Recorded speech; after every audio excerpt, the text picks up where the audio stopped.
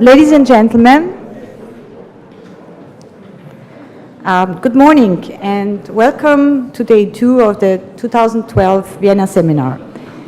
This morning's session, number 4, we will be looking at the consequences of the uprising for regional security in the Middle East.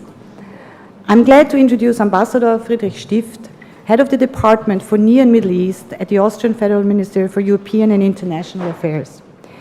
Prior to his current position, he served as Austrian's ambassador to Saudi Arabia, and he has a wide area of expertise on regional and international relations of the Middle East, as well on issues of political development and democratization in the Arab world. Ambassador Stift, the floor is yours. Thank you. Thank you very much. Good morning, Excellencies, ladies and gentlemen. I'm very honored and pleased that I was invited to chair session 4 on the uprisings and the peace process. I'm very delighted that I can introduce 3 very distinguished speakers. To my right is Dr. Nabil Shat. I think he's known to everybody of you. He's one of the most well-known Palestinian politicians.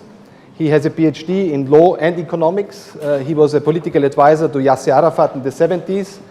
He was participating at peace negotiations, Middle East peace negotiations in Wye River, Taba, Camp David, Annapolis. He was at the conferences of Madrid. He was in Oslo. Later on, he was Minister for International Cooperation and Development, Foreign Minister, and Deputy Prime Minister. He is also a member of the Palestinian National Council and a member of the Revolutionary Council of Fatah. Welcome. To my left is the new Special Representative of the European Union for the Middle East Peace Process, Dr. Andreas Reinicke. Prior to his function, which he took over on 1st of February 2012, he was the German ambassador to Syria. He has great knowledge of the Middle East as he served in Tel Aviv and also in Ramallah. And in between, he was also the Middle East director in the German Foreign Ministry. Welcome. And to the right, to further right, is Dr. Ben Segenreich, known to all Austrians. He's since 1989 Middle East correspondent of the Austrian Public Radio and TV Broadcasting, ORF. He lives in Israel since 1983. He has a PhD in physics. He studied mathematics and physics in Vienna and Paris, and he's also an expert on Israeli politics.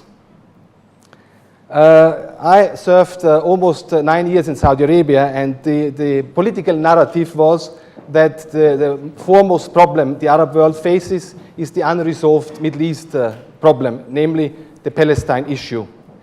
It was said that if this issue is solved, all other issues in the region will be solved almost instantly. When the Arab Spring started, it was interesting to observe, it yesterday already was remarked, that the Palestine issue as such did not play a prominent role, and neither other foreign policy considerations. It was rather problems of unemployment, bad governance, lack of political participation, etc., which worried people and which made them go to the streets. The only one actually who challenged this Arab narrative on the, one and foremost problem was actually the neocons and President George W. Bush with his broader Middle East and North Africa initiative.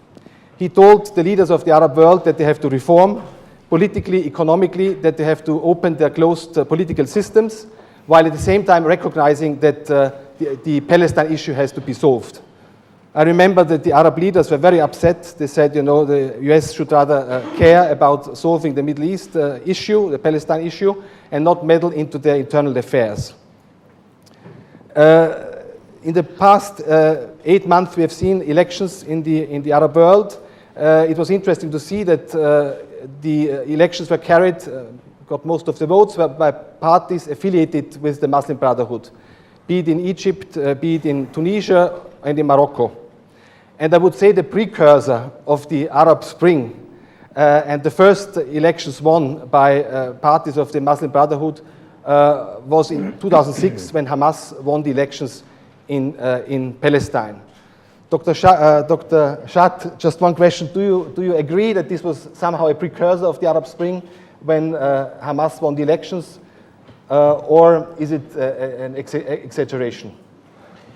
Well, it's one of the signals. I think it was basically our failure, the failure of Fatah and the Palestinian National Social Democratic Movement. It was a failure of preparation, a failure of discipline, possibly even a failure of predicting that the peace process will not fail, will not succeed. We bet on the success of the peace process, and Hamas bet on the failure of the peace process. And therefore, it's not only a question of pre-Islamic, post-Islamic uprising. It was really, in my mind, much closer to home and to the problems we faced in making the peace process work. But obviously, Hamas received the support of the Islamist militant revolution all around, particularly from Iran. There is no doubt about it. Thank you. And another question, how will the Arab Spring change the dynamics of the peace process? It's the first question. And the second is, how will it affect the inter-Palestinian relations between Hamas and Fatah? Well, that's a long story. That's a much longer story. I think the Arab uprising is the single most important political event in the modern history of the Arab world. And I made the simile yesterday with Latin America, and I think that the post-colonial period, which brought military dictatorships in the Arab world, as it did in Latin America. It also, after Bolivar and after the liberation, military dictatorships came in to fill the gap. That's what happened in the Arab world.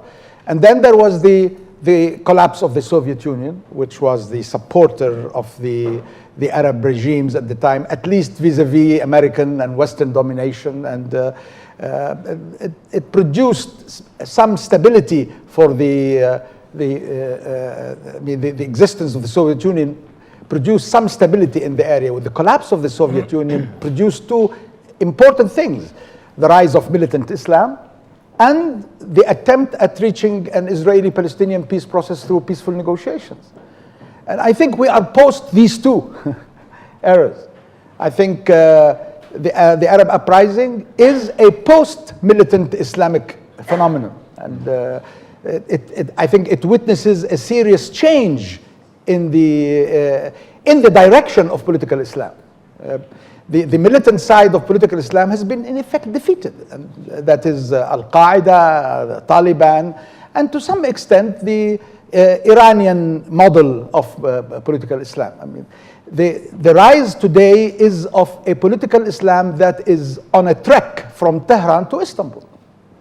And I think what we are seeing here is that an uprising that somebody mentioned yesterday, that was not initiated by the Islamic movement. It was initiated by social democrats and liberals in a quest for freedom, in a quest for dignity, above all, and a quest also for, of course, employment and economic benefit. It was caught by the political Islamic movement because it was the only organized movement.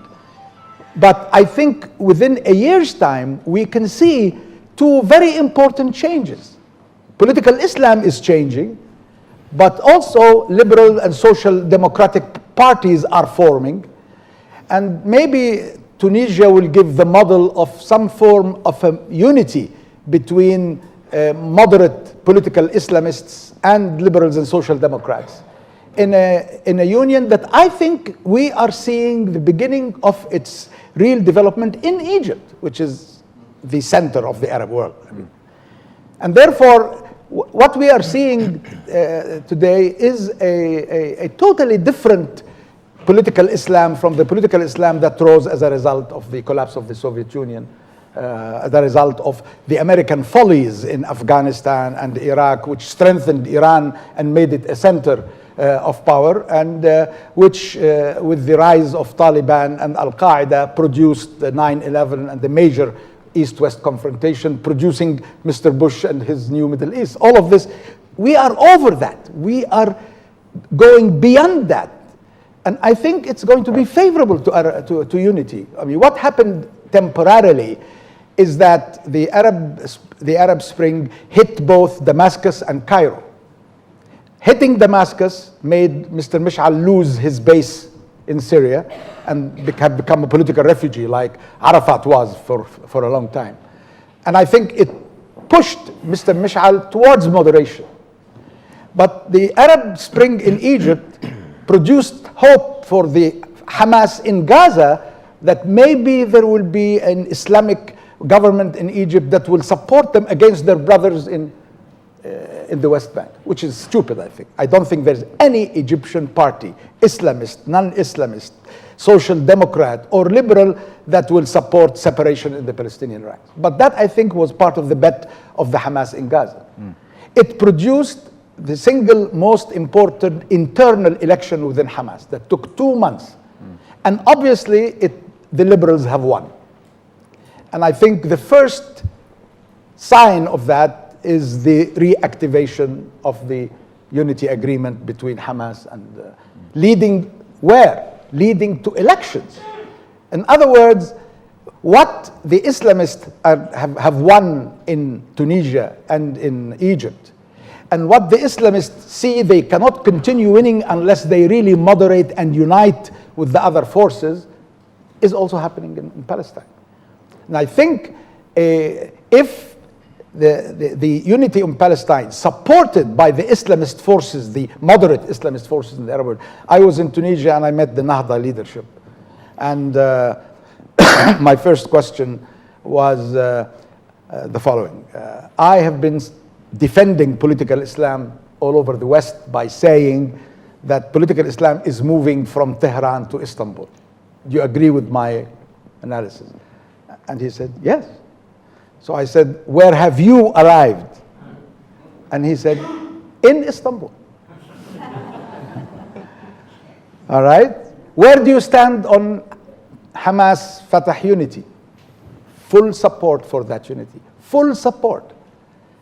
We will join with our brothers in Egypt and at other places to put all the pressure to get Hamas to move on to the unity within the political understanding of Abu Mazen of non-violent struggle and a serious attempt at a two-state solution. And I'm talking about Islamists. I'm not talking about. And therefore, I think I don't want to be over-optimistic. I know things take time. I know it took, 25 years after 1840 in Europe. It took some 20 years before things stabilized in Eastern Europe. It took about 25 years for Latin America. I hope it will take less in the Arab world, particularly in Egypt. As I said yesterday, there is a very fast learning curve that the Egyptians are going. And the two things are going at the same time, and I think that is going to happen in Palestine. If we have elections in 6 months, and I bet the secular forces will win, and if the secular forces of Palestine, Fatah, and its allies win the elections, but proceed from that win to a national unity government, because there is no way we are going to continue to fight each other. There needs to be a democratic choice followed by accommodation, alliances, and unity. And I think this is the way Egypt is going. This is the way Tunisia have gone. And if that happens in Palestine, the Holy Land will have given a new secular push to the modernization of the Arab world and the closeness of that secular drive with the Turkish model of political Islam. Therefore, I am optimistic. I think the uprising is a post-Islamic uprising. It's the uprising of the quest for dignity, for freedom and independence, a drive that will bring together Islamists and social democrats in the Arab world, but will do so equally in Palestine. It's also a drive for a serious quest for a real peace with Israel, not with the kind of peace that Mr. Netanyahu is trying to impose upon us. This is not peace. This is the worst kind of racist domination and exploitation. This cannot go on. An Islamic world like the one I'm describing is going to produce strength for quest of a real peace. I agree with my dear friend yesterday who said none of the Islamic movements today want to go back to war with Israel. Yes, I agree. So we do. We in Palestine do not want to go back to war. We do not want to go back to violence. That's why we seek international support. That's why we're seeking non-violent struggle, because we feel that's the way to make the cost of occupation very high for Israel, to push Israel back to a two-state approach. And I think that is already acceptable in the Arab world, both in its Islamists and its social democratic and liberal wings of the revolution. But it will produce a stronger Arab world. An Arab world which I hope will make better deals with Europe and the United States in the overall configuration of a new Middle East, with a Palestinian-Israeli peace in the midst of it. We're not going to accept what used to be accepted. Europe will have to change, will have to deal with the new Arab world altogether, not with Maghreb alone and with the Gulf alone and with Egypt alone and with Iraq alone. There will have to be a new European Arab alliance. There need to be a better understanding by the Americans of what the Arabs want and the centrality of Palestine within the Arab dream for dignity and independence and a future of economic prosperity and progress. And I think that is something the Arab uprising is doing. It's changing the narrative, not only for the Arabs and the Palestinians, but hopefully in the world, in Europe and in America. And if that happens, I think the peace process will find a real push and a real support, a real peace process based on equality, based on dignity for the Palestinians, the Arabs, and the Israelis, based on security for all of them, end of exploitation and colonization, two states side by side with very concrete borders, but borders that we will decide to erase when there is real peace in that part of the world. This is the dream that the Palestinian has, and I think it has been strengthened considerably by the Arab uprising. Thank you so much for your clear words and statements. Dr. Segenreich, it seemed to us that Israel was not happy at all about the changes going on in the region. They lost one of their most trusted friends, President Mubarak in Egypt, and they said they only see chaos around them. They seem to be paralyzed also concerning the peace process. Everything seems stuck. Doesn't look like that the Israeli government want to move. How do you see it? Is there a chance of a new dynamic, or is there a chance that the Arab Peace Initiative of 2002 is taken up again and seen as a way to move forward? Well, I think Israel, as anybody else in the world, was also completely taken by surprise by this sudden uprising. They did not see it coming, although they are sitting right in the middle of this. There were even assessments, even after it started already in Egypt. You heard Israeli specialists, Secret Service people saying, well, Mubarak is so strong, Egypt is not Tunisia, and Mubarak will stay. And as anybody else, Israelis are now rubbing their eyes, seeing a historical development in their environment and still not knowing where it is going. But one difference was there from the beginning. At no stage, I would say, was there in Israel this kind of euphoria and optimism you could feel, of course, also maybe among the Palestinians and in the Western world, at least at the beginning. The Israelis were saying, well, if this really leads to more democracy and human rights and prosperity and happiness, then it's fine and it's good for the region. But we know the environment and we are skeptical. We think, they said in Israel, that this will be going to a lot of bloodshed and tribal war and setbacks. And elections alone do not make democracy. It also depends on who are the candidates and who will be the winners. So they were very, very skeptical from the beginning. And up to now, I would say, I mean, it's a short period, but they have proven right, more or less.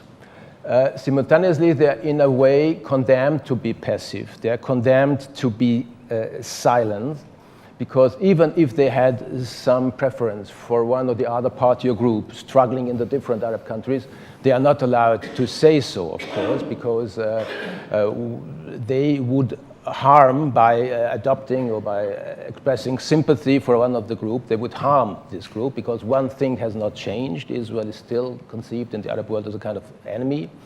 and you cannot express sympathy for any of the groups. They can just wait and see. Now, has Israel been playing, or the topic of Israel been playing a role in the different Arab uprisings? I don't think so.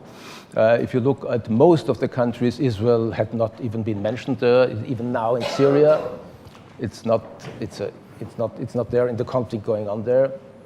Certainly not in Tunisia. The representative talking yesterday confirmed this. Of course, to a certain degree, the topic of Israel was present in Egypt, and Egypt, of course, is a key country for Israel.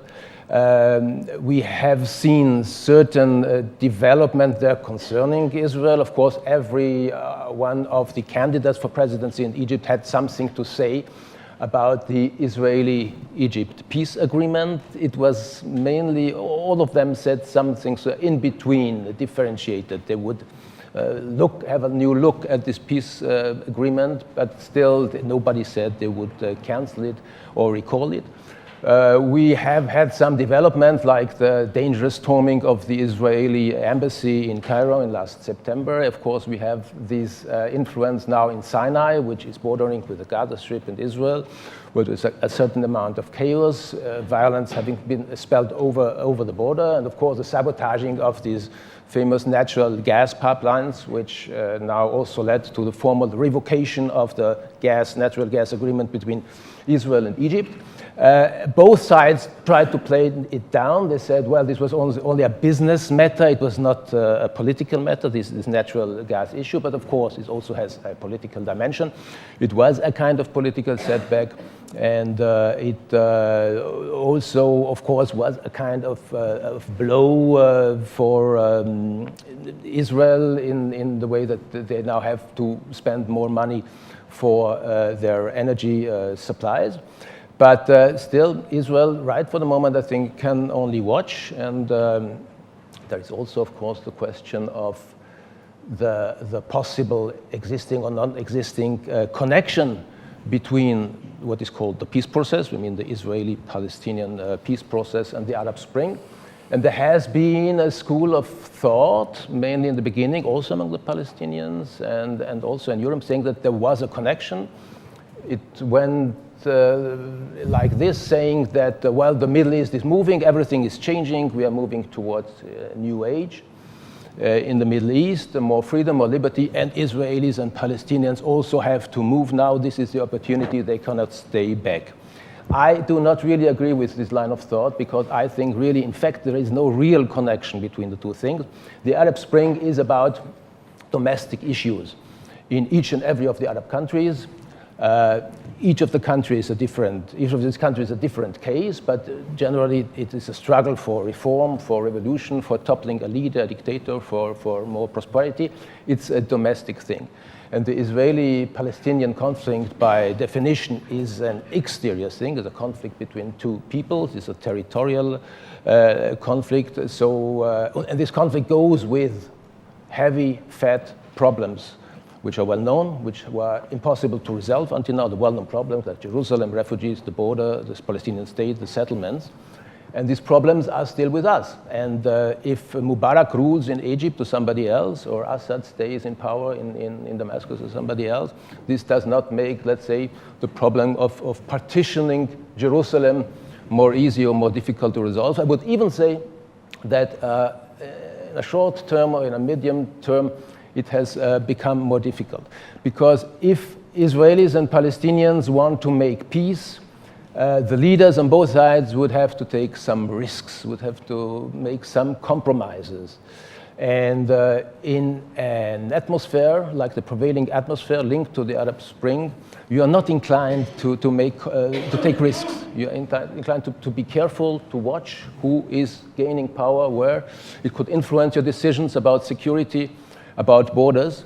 So I think both sides are now naturally inclined to take a wait-and-see attitude, to be careful. And I'm afraid that for the time being, the Arab Spring is not helpful for promoting peace between Israelis and Palestinians.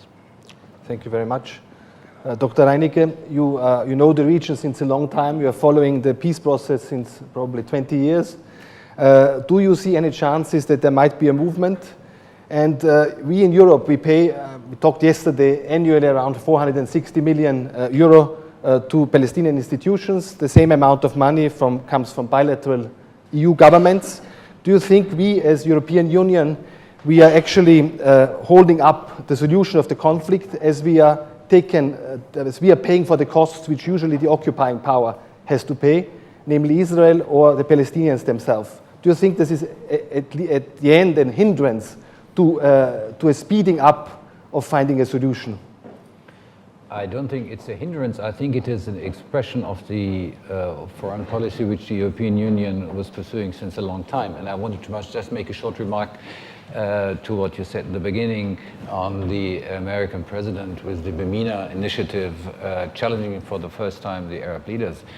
I must say it's the Europeans who did this first, because the European, in creating a policy with the Barcelona process, where much earlier in 1996 we started an approach to the whole Arab region, southern Mediterranean region in particular, not necessarily the Arab region, to the Gulf region for different reasons, which much later on was then, if I may say, copied or taken up by the Americans. We didn't make this direct political choice in saying, we challenge you, because we didn't think this is the right way to do it. We just say, look, there is a situation, we'll be ready to help, let's create something. We also invested much more money, by the way. I think the amount which just through the Barcelona process was included was per year roughly €1 billion. So it's a much bigger amount, which also is an expression of that the European Union already, since many years, was pursuing a policy of engaging with the Arab world, engaging with the southern Mediterranean world on lots of issues, like democracy, like state building, like infrastructure, which is a part of the whole thing. And I think the influence which in the thinking process and the discussion process of the various experts, political meetings which we had, I think was very important also in creating an atmosphere which then suddenly led to what you said was a surprise. But in the end, I don't think it was really a surprise. The moment it was a surprise, because nobody knew that suddenly there was one man, Mohammed Bouazizi, who burned himself. He was the spark. But that the situation was ripe, we could all sense since a long time. We didn't know just when it happened, and there we were surprised in that sense. So I think the European Union and we Europeans had this approach since a long time, and I don't think we should hide this. We should not make a big political issue in the sense of we ask something from you. We just would say we pursue a policy. We pursued a policy, and we will continue to pursue a policy of cooperation, which will lead to this. Now, what does it mean for the peace process? And I was listening with interest your two approaches, and I must say both is right. Obviously, the situation in the Arab world leads to a new security assessment from the side of Israel. It's clear. We have seen the situation in the Sinai. We have not discussed yet the situation as it is on the Syrian side and the Lebanese side, which obviously in the ongoing power struggle will lead to a new security assessment on the side of Israel. So it's very understandable that from a purely military point of view, one is very careful to see what's happening. On the other side, as Abid said, there is a complete new, I would say, geostrategic development in the whole region. And what we did not touch it, because it's not the Arab Spring and the right domestic spark as such, but it's really the movement in the whole geopolitical context which we have to look at. Iran, what does it mean? The Iranian-Arab relationship, the relationship of the Gulf states, the very critical relation of the Gulf states towards Iran. How will the strategic relationship develop around Syria, Lebanon? Is Hezbollah then in the end attacking Israel? Or maybe may they say if they lose the support of Iranian, we rather concentrate on Lebanon as a domestic situation? We don't know yet. But there is certainly a lot of move in the context. And I think that we all who are dealing with the Middle East peace process should have a very close look into this move. We should obviously not underestimate the risks. But I think also we should look at the options and opportunities which there are. Maybe there are new coalitions possible. maybe that some of the Arab leaders will say, look, we have enough problems with our domestic situation. We don't need this additional fight, this additional conflict in the Middle East, which is constantly used by the radicals in our countries against us. Maybe we should just now try to move somewhere. Maybe the time in that point of view is ripe for rapprochement with Israel.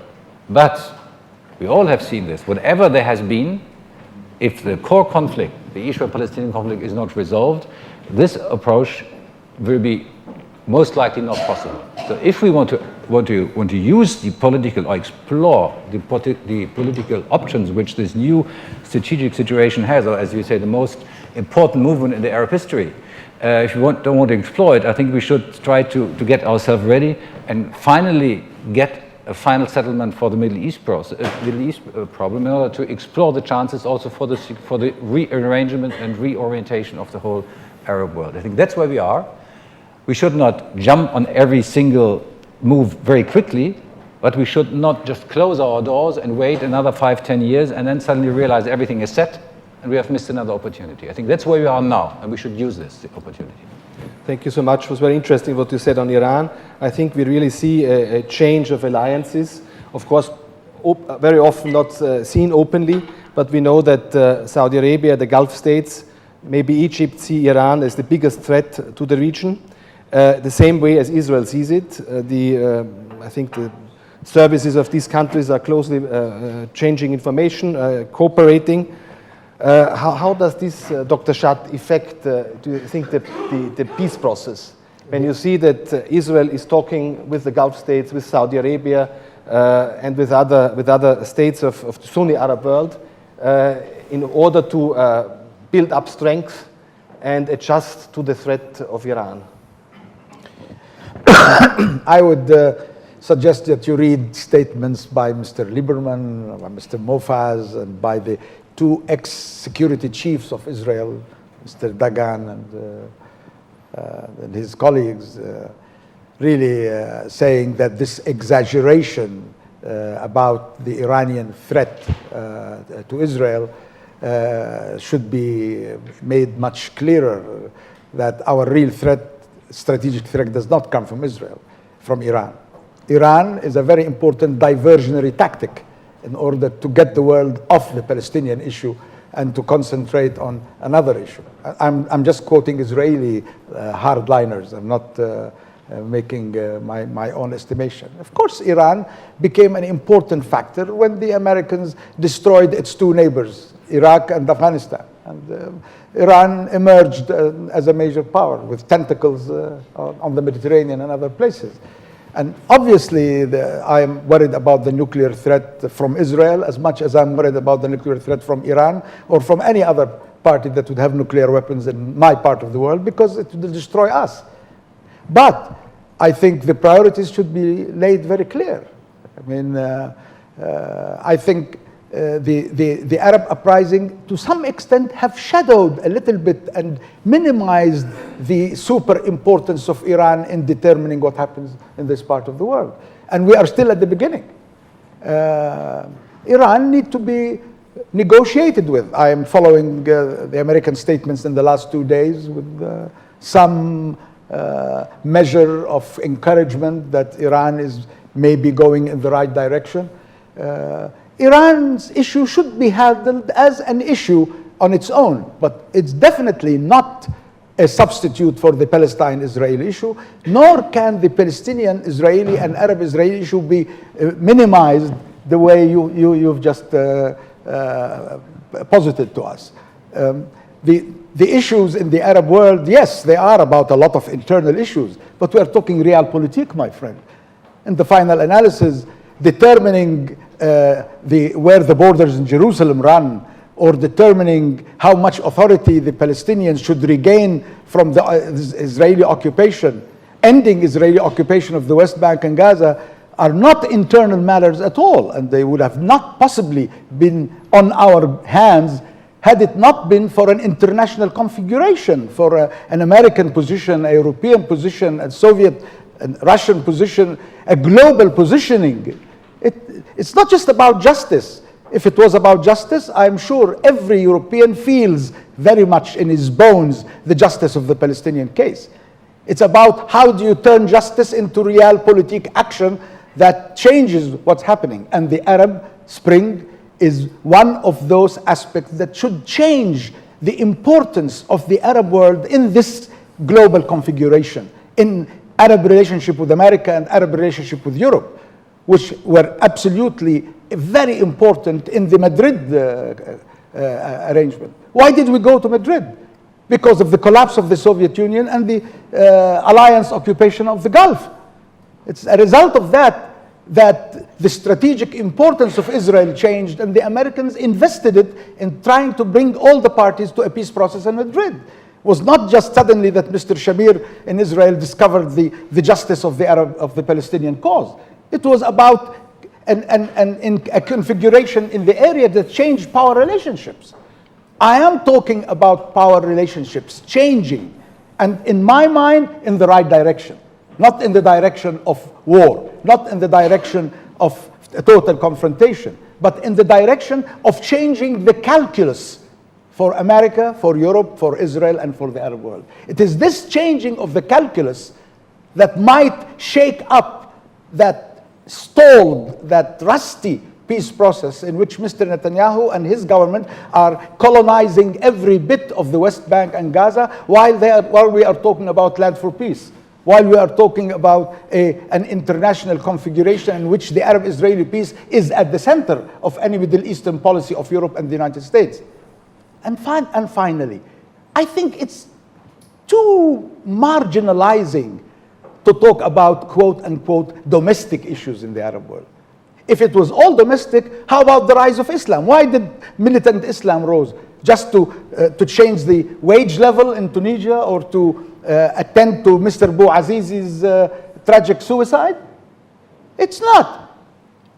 The Arab world has faced a total loss of dignity and respect and security from its relationship not only with its rulers, but also with the international community. This feeling of alienation by the Arabs and the Muslims, this feeling of unfairness and inconsistency and double standard is part of this rise of an Arab revolt for independence and dignity. And a great part of that humiliation that the Arabs were hit with was a result of the Israeli-Palestinian issue and the result of the tragedy of the Palestinian people and its effect in the war of 67 and 56 before that, and 37, and all the conflagrations in the area has really centered on that. All the relationships of the Arab world with Europe and the West have centered on that. The role of the Soviet Union came in as part of that configuration. Iran's role, even Turkey's role, that moderate progressive role, is also part of that configuration. And therefore, I really beg of you, don't marginalize the role of the Arab-Israeli conflict and the Palestinian-Israeli peace process at the center of these conflagrations in the Arab world. It's just that I'm pointing to a direction of hope, not a direction of darkness. And I think the Arab uprising should be with the support of Europe and the international community pushed into the direction of hope that produces also hope for the Palestinians and the Israelis. Dr. Reinecke would like to respond. Yes, I would like to respond in the sense that I would still make the focus a little different, Dr. Shah. I agree that the Israel-Palestinian conflict is sensed as a humiliation factor among the Arab population. But to give you my last experience in Syria, in the whole context of the uprising, the Palestinian conflict did not play a role. It's really the domestic issue which plays a role.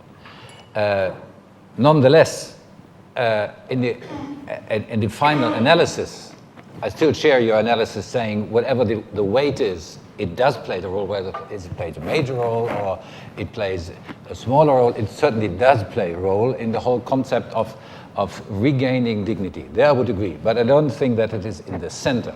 It is a part of it. I think my feeling in the center is rather domestic, the domestic situation, but I agree it's part of the feeling of humiliation in the Arab world. So that's why we have to deal with this issue somehow. And I certainly will not agree with the position, say, let's wait and see another 10, 20, 30 years and let's see what's coming. We can certainly do this, but that means that for the next 10, 20, 30 years, there is a wound in the Arab world, in the region, not in the Arab world, but in this region, which is always there and which can always empoison the situation. I don't think we should allow this. So that's why in the analysis, in the result, I agree with you, but not in the weighting of the conflict. May I add something? Of course, I completely agree with you that the Israeli-Palestinian conflict is influenced by global and regional aspects and constellation, no doubt about it. But finally, it boils down to bringing Israelis and Palestinians to a negotiating table, and they must resolve their own problems. And these attempts have been going on for a very, very long period of time. And they did not bear any results. And of course, as we know, an imposed solution from outside would not work. And again, I did not see, except that for Egypt in a certain way, that the Israeli-Palestinian conflict, or the Israel, as you said, did play any role in these uprisings, because again, I think they were about better wages and reforms and human rights and women's rights and things like this. Now you place also your hope on a kind of new direction in the political Islam, which would be more moderate, hopefully. We do not know at all where it is leading to. We don't know who will prevail, and we do not know if Islamists will prevail, if they will be more moderate or less moderate. Of course, one factor which can be looked at is also Hamas. And we talked about the possible reconciliation. There have been many, many attempts which up to now have not led to any result. But one must also remark that there could be, or up to now there was, a certain contradiction in the demands having been put up by the Western world, particularly also the European Union. Of course, there's one demand for negotiations, for having negotiations with a peace process between Israelis and Palestinians. And on the other hand, you have a demand for internal Palestinian reconciliation. But in the past, we have already seen that this could be a contradiction, because the moment you have Palestinian reconciliation, you have Hamas in the government. And according to the parameters prevailing now, this would mean an immediate collapse of the peace process, because, of course, Hamas is boycotted by Israel. It is probably also boycotted by the United States, and maybe even by the European Union, because Hamas is still listed as a terror organization by the European Union. So in a way, you could have either Palestinian reconciliation or a peace process, and not both of it. That's the way it looks. And of course, if Hamas changes, your hope is obviously if Hamas is taken into the government, it will share responsibility and it will become more moderate. Well, if Hamas becomes more moderate, I think this is very good news. If Hamas stops, of course, but we're talking about Hamas. Hamas was not part of the peace process and was not willing to negotiate. The other parties, Fatah or of course the Palestinian autonomy, was ready to negotiate. Hamas was not part of this negotiation. Now, if Hamas in a way stops to be Hamas, that's fine. But right now, it's still wishful thinking.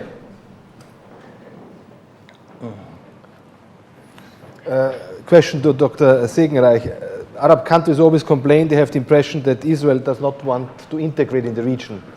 There was the offer, as I said before, of the Arab peace plan. It was a genuine offer of 22 Arab states, and also endorsed by the member countries of the Organization of the Islamic Conference, which are 57 states. They said that we have the impression that Israel wants to be a partner of Europe, of Canada, of the United States, of Japan, but not be part of the region. Would you agree to this statement or contradict? Yes, no, to a certain degree, I would agree. Israel is different. Israel is a Jewish country in the midst of Arab countries, of an Islamic world, and Israel is very much oriented toward Europe. It has been created, if you so want, by Europeans, European socialists, European Zionists, or whatever. They're dependent on America to a certain degree. They have Western, they see themselves as a Western country, whereas the other countries in the region do not see themselves as Western countries. So in that way, Israel cannot really be, it wants to have good relations with all the countries. It wants to be accepted. It calls for peace. I mean, you can say they don't really mean it, but at least rhetorically, that's what they do. So yes, they will never really be part of a region, completely integrated or assimilated into that region. And as far as the Arab peace plan is concerned, I think they would have no problem with it, but it does not really solve the problem. The Arab peace plan is not a concrete plan, it's a kind of promise for the future. They say if Israelis and Palestinians resolve their problems, if there is a peace agreement between Israelis and Palestinians, then the Arab world would adopt it, would embrace Israel, and would support it. And this would be the wonderful, miraculous times. But still, there is no recipe there for resolving the conflict by itself, which must be done, as I already said, by Israelis and Palestinians themselves. If by miracle they succeed in this, then, according to the Arab peace plan, most of the Arab countries would adopt it and would stand behind them, and then we would have really a new Middle East. Please, Dr. Reinecke. 2 points, and I would like to come back to this. We have, as you said, a changing strategic environment. You have described the situation how it was 89 Gulf War. It's a different situation, obviously, we cannot compare it, but it's clearly a move. Now, we can use this move, but also, as we know, historical moves also need to be used and taken up one day. Or we can lean back. We can say the experience also from 89 in Europe, if at certain situations the politicians have not stepped in relatively soon and tried to send out signals of cooperation, it would not have worked. So you have to get the right moment. I think the right moment is now. That's the first point. And I don't think we should be afraid of exploring it. Exploring doesn't mean making a decision today, but we should explore it. We should not sit back and say, oh, it doesn't work and it's so complicated, it's so difficult. No, we should use the situation. That's the one point. And my second point is, and really, since I'm following this peace process, I hear from both sides always extremely interesting and very good analysis why the other side, why they cannot make a deal with the other side. The other side has a mistake. I would beg one time to hear arguments why my side could do something or what my side could contribute to a solution. I think we should finally get away from this finger pointing at the others. If you want to make a deal, we have to approach it, we have to do it. If we don't want to make a deal, I find 100 arguments always on the other side why I cannot do this. I think we have to change this. If we don't do this, we won't get anywhere. So please let's not miss this situation, this really historical situation which we have right now, to explore ways and means for a solution in this conflict, for a final settlement of this conflict. Excuse me. Please, Dr. Schat. I really would like very much to persuade you to dismiss the issue that Arab-Israeli peace is about negotiations between the Palestinians and the Israelis. I mean, what looks like a very plausible argument, which, by the way, took place at certain times, but only because of the context and the players, and not just because of changes in the general vision of what the problem is all about. I was party with this young gentleman, Yossi Beilin, to extensive negotiations which took place. There were two excellent players, Yitzhak Rabin and Yasser Arafat, who were ready, and there was the context, a very important context of the end of the Soviet Union and of the changes in the Gulf, and the context was different, the players were different, and the international community signaled in Madrid with a very important American voice, very important. The Bush-Baker voice was a sonorous voice. Come down and sit together and let us see what we can do. And when the Americans got busy a little later with their elections, the loss of the presidency of Bush and Baker to Mr. Clinton, The Israelis and the Palestinians went on their own to a European country known as Norway and tried to continue what was started in effect by this changing configuration and seriousness of the players who wanted to make something out of it. This is really the only case in which there was real success, a chance for success in a changing world, and a set of players that really were unique for a variety of reasons I don't want to talk about today. Before that was the Egyptian-Israeli peace process. My God, do we need another war of 1973 in order to bring the Israelis to negotiations chaperoned by Mr. Carter in Camp David in the United States? But it worked. But the cost was a huge 1973 war that brought about that changing context, and then the players which looked very unlikely, Anwar Sadat and Menachem Begin, chaperoned by Mr. Carter. And I think the three did marvelous thing. By the way, I think Anwar Sadat is the most unfairly treated modern leader in history. The man won the Arab world's only real war and the Arab world's only real peace process. And yet people ignore him, marginalize him. But Carter too, the man did a fabulous job. I know he's a very, very close friend, and I know exactly how things went down. These contextual opportunities and player opportunities do not exist. The Israelis are the occupying power. They decide what they do, what they want. They call for you to go to negotiations while building new colonies, taking your water and land, separating your country, determining your internal policy, deciding which Palestinian is kosher and which is not, determining whether a Palestinian from Gaza can live in the West Bank or not, deciding on every little life of freakish control. I've never seen anything like it. You tell me go to negotiate with them? We have been negotiating with them. Many times I feel insulted. I spent 40 years of my life negotiating with Israelis, 20 of them officially and 20 of them while being accused as a traitor by Abu Nidal and put on his assassination list. So the question is not go to negotiation. Go to negotiations to do what? You need an umpire with a red card when one of the parties changes the terms of reference that they should send the red card. You are out of order, sir. Get out of the room. Imagine if we go to a negotiation with Israel today, and the Ansar of Arakat starts the meeting by saying, I must say, gentlemen, that we do not believe in the border of 67 anymore. And I think Jaffa and Haifa are important Arab cities that should be part of the Palestinian state. That's precisely what Mr. Netanyahu is saying. Every time we go to negotiations, Mr. Netanyahu says, no, sorry, the border of 67 is irrelevant. We want all the River Jordan Valley. We cannot negotiate Jerusalem. And we need 10 kilometers deep into the western border of the West Bank to protect Israel's security. And we want to annex all the settlement blocks in the West Bank.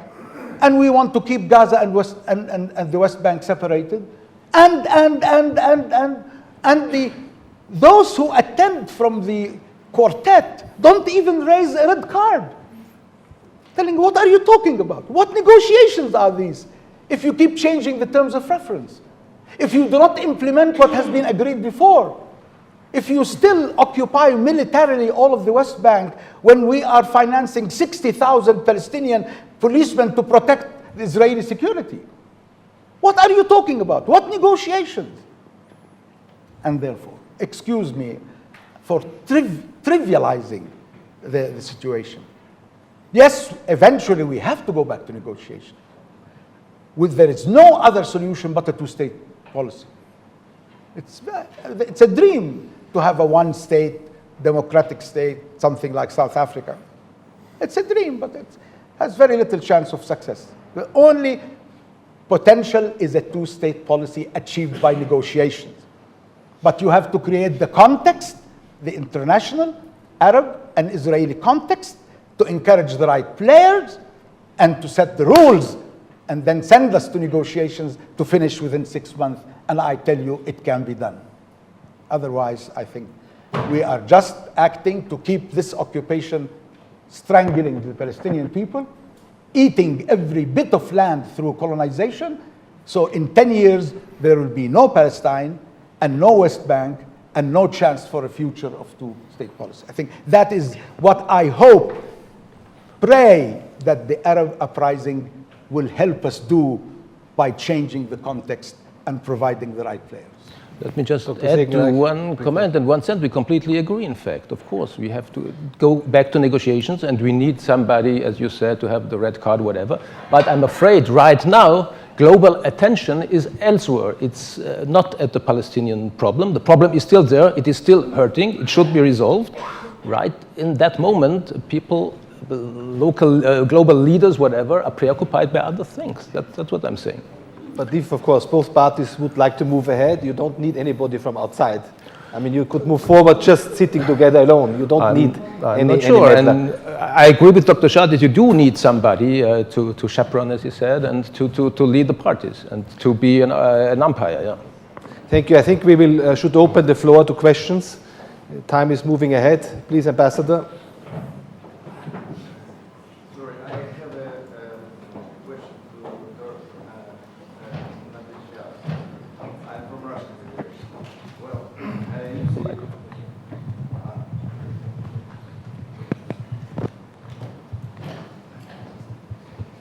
You said one very important thesis, that you hope that Arab Spring will influence positively on the peace process in the Middle East. But there is another view, it's not my view, but there is a view, that Arab Spring has a bad influence on peace process, because how can you explain, for instance, obstinacy of Israel government? Why Israel is not so flexible in their negotiations, especially dealing with the issue of settlements? Isn't it a result of Arab Spring? For instance, this turmoil in Arab territories at this moment, isn't it in favor of Israel? Didn't they try to use it for their interests, just not to make some concessions, not to be more flexible in negotiations? That's my question. Well, the Arab Spring is definitely not an excuse why Israel is building settlements. But it's an excuse for the Israelis not to do anything, hoping that the Arabs will be too busy in the Arab Spring. Look at it the other way around. If you ask me, why is Mr. Netanyahu playing this game? The man is a very pragmatic man. I mean, yes, there are some Torah historical visions in his mind, but he's a pragmatist. His calculation is the following. The Americans are too busy with their elections. The Europeans are too busy with their Euro problems. The Arabs are too busy with their Arab Spring. I don't have any local opposition.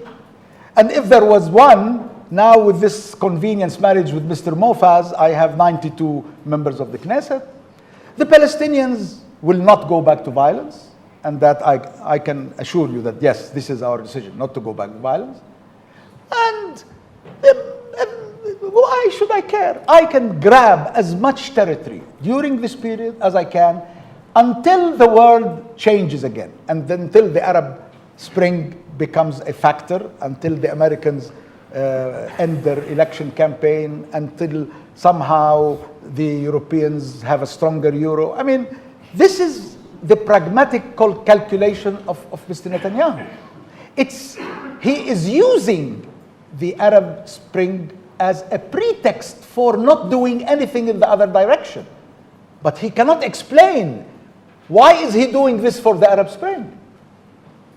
The Arab Spring, yes, did not explode out of the Palestine issue. I agree.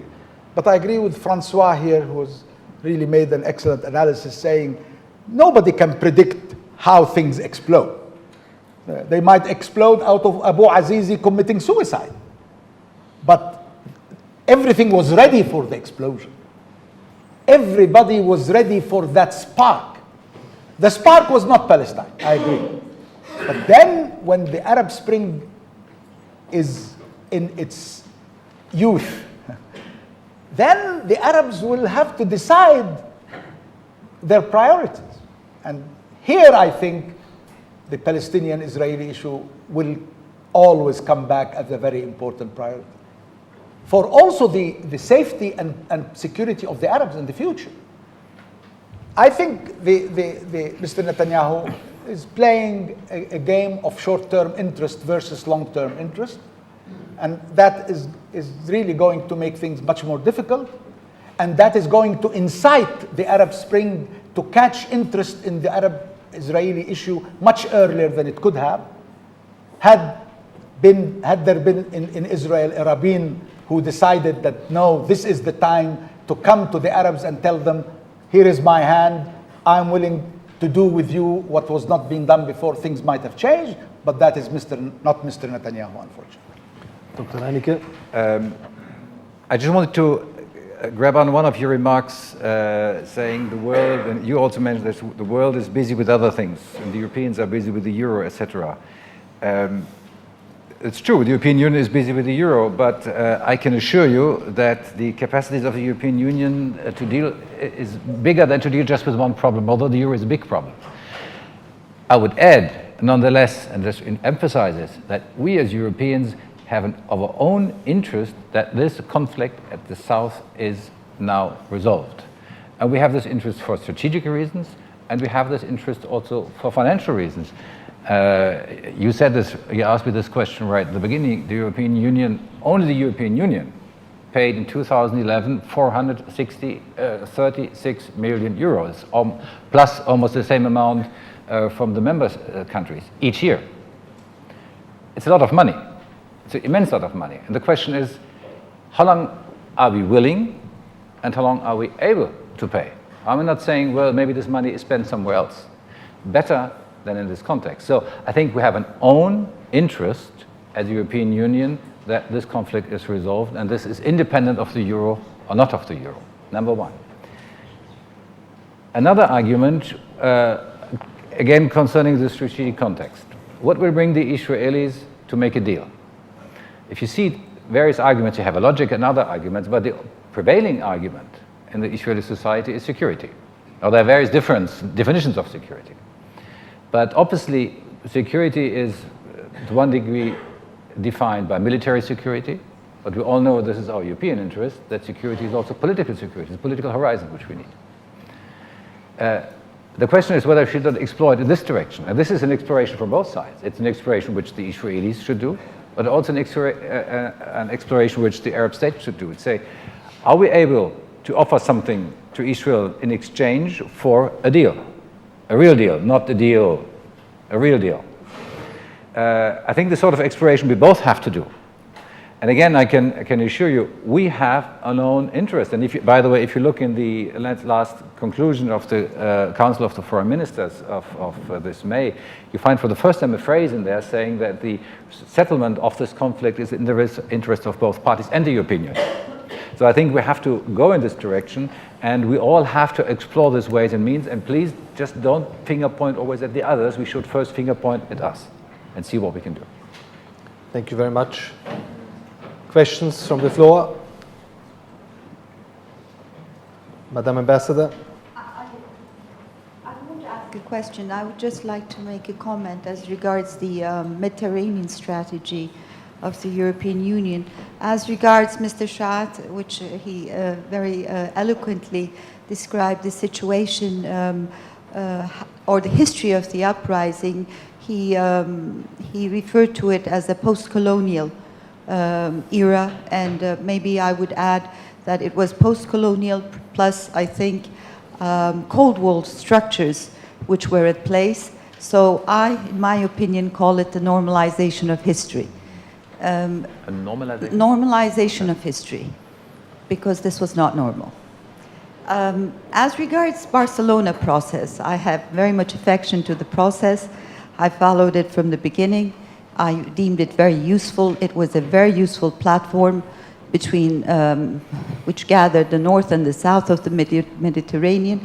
As you have said, it had 3 dimensions: political, economic, and social. The political was not very well functioning due to the very well-known reasons, but the economic and the social volets were functioning very well.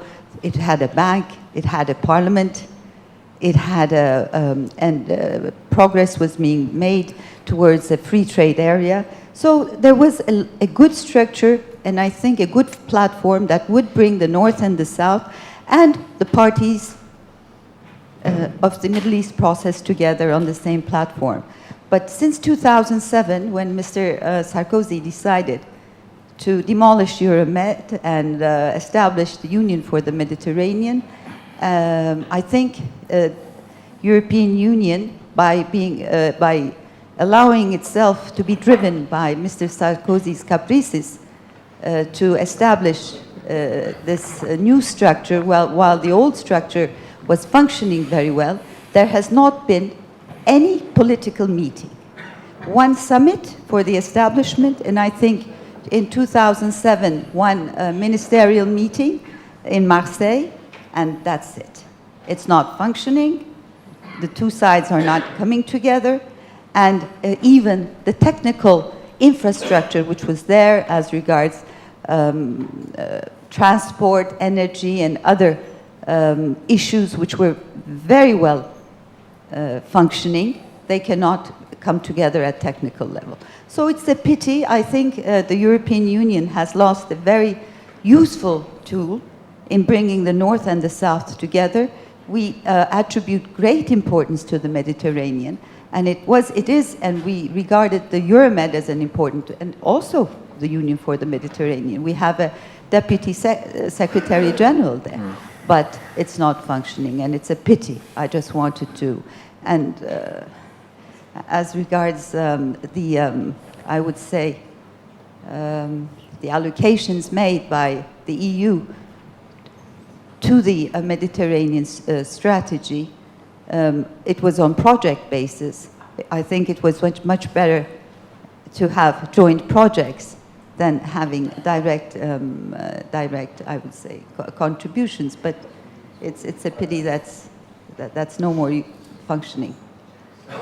Thank you. I know the history very well of the Barcelona Process and Union of Mediterranean, and there's a long argument of pro and cons about this.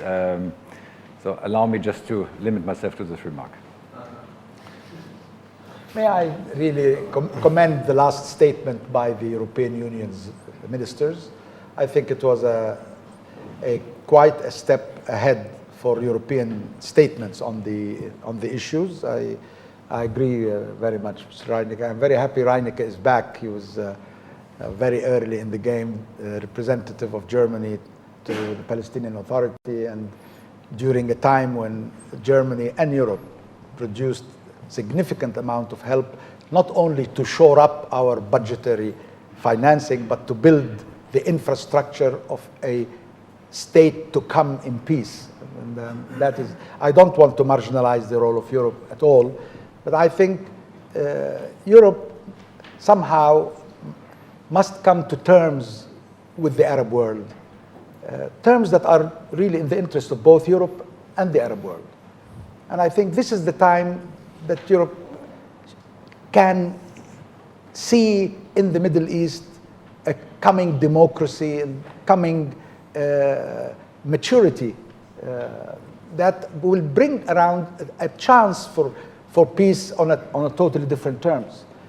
I think Europe needs to consider that the Arabs are an entity that needs to be talked to and made use of, including possible help for the Euro problems that Europe is having at this time. And Palestine and Palestinian-Israeli peace will definitely be at the heart of that. But we need a more assertive Europe to playing the role I just talked about, that role of the empire who is really interested in making peace works. I know Europe is interested. The fact that we are here is another in this beautiful, magnificent Vienna, with this an old colleague in the peace process. Again, I cannot prevent myself from being optimistic. That's good. Thank you, Dr. Schat. Please.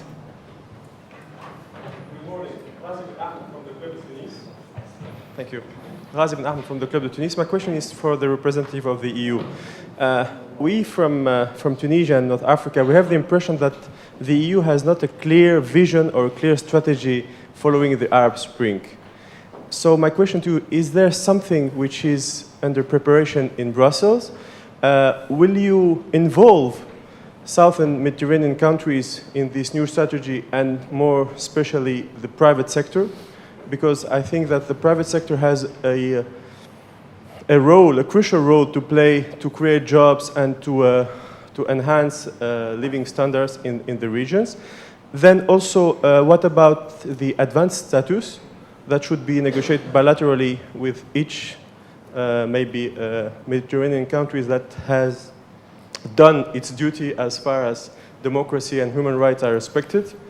And what about this 5+5 framework that should be revived again, following also what the US is doing with NAPEO for North Africa? I think that as far as regional integration is concerned, the idea to start consolidating what is in having variable geometry, as Europe did, starting with those who are ready, and then keep the process open to add those who are willing and ready to join afterwards, could be the right strategy.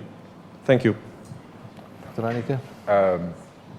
Thanks for your remark, but with all due respect, I beg to differ. I think the European Union has a very clear strategy. I would almost dare to say the European Union is the only one who has a clear strategy. Already at the very early stage, there was a very clear support from the European Union and the various member states towards the uprising.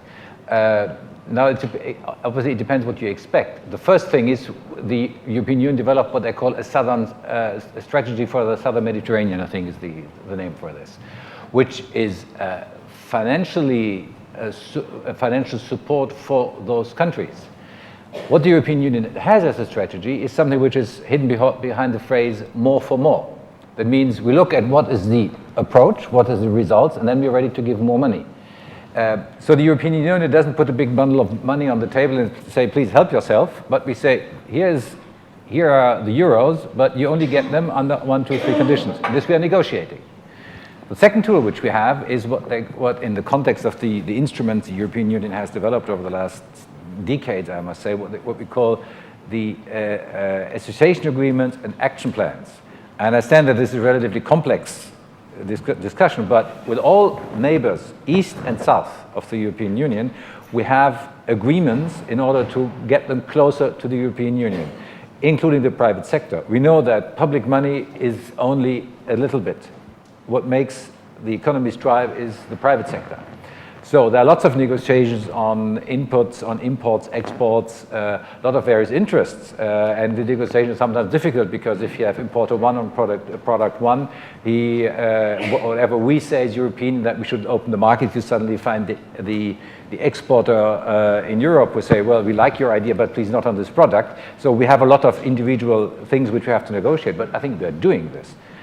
Lady Ashton and the European member states have appointed Bernardino Leon as a special representative for the Arab world, for the southern Mediterranean.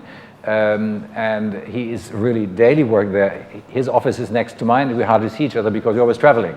It doesn't mean that traveling by itself is already a value, but it just tells you how much there's the outreach. So I think we have the strategy, which doesn't mean that it may not be improved. We constantly have to ask ourselves, what do we have to add to this? I agree with this. But what is important that we are negotiating on an equal level. So it's not like this. It has to be on the same side, on the same level, which is very important for all of us. And I think we have to pay respect to the other state. We have to represent our various interests, but I can assure you that particular Tunisia is the country which we are observing very carefully because indeed, although Egypt is the biggest, most important country, Tunisia is maybe the country which is, because it is smaller, maybe the first who has a chance there. besides Palestine, I must add. I agree. If there are no questions, I just have another. I see there's a question. Ambassador of Egypt.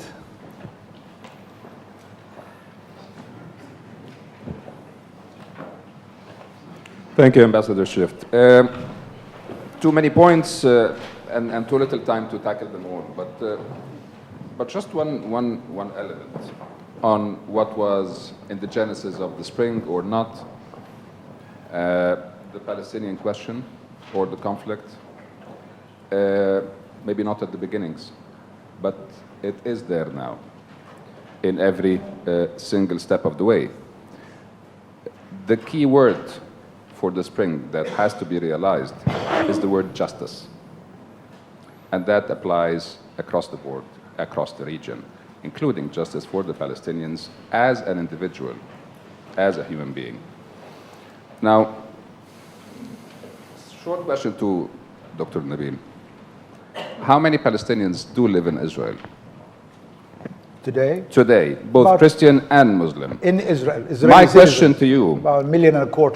that's in response to a very troubling statement that I heard from Dr.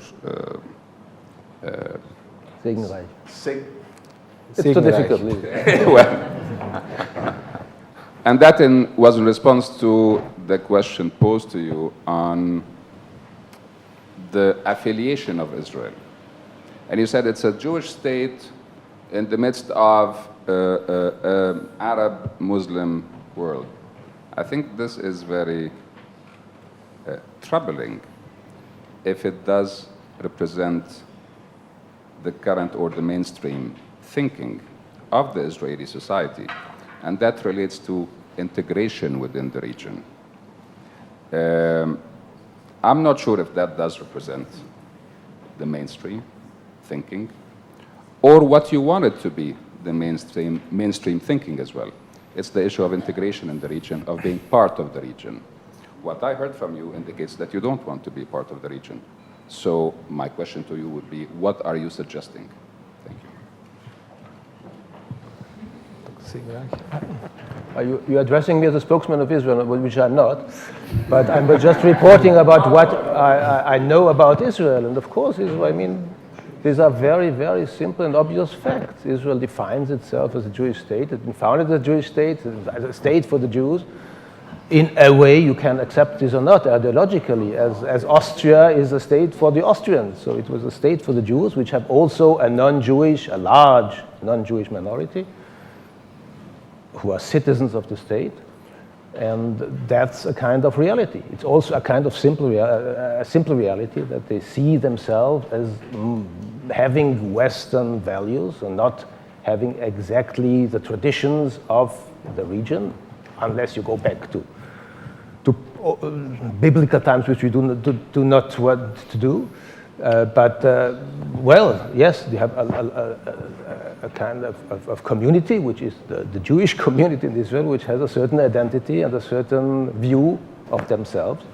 And they also want a place geographically in this region with their particular identity.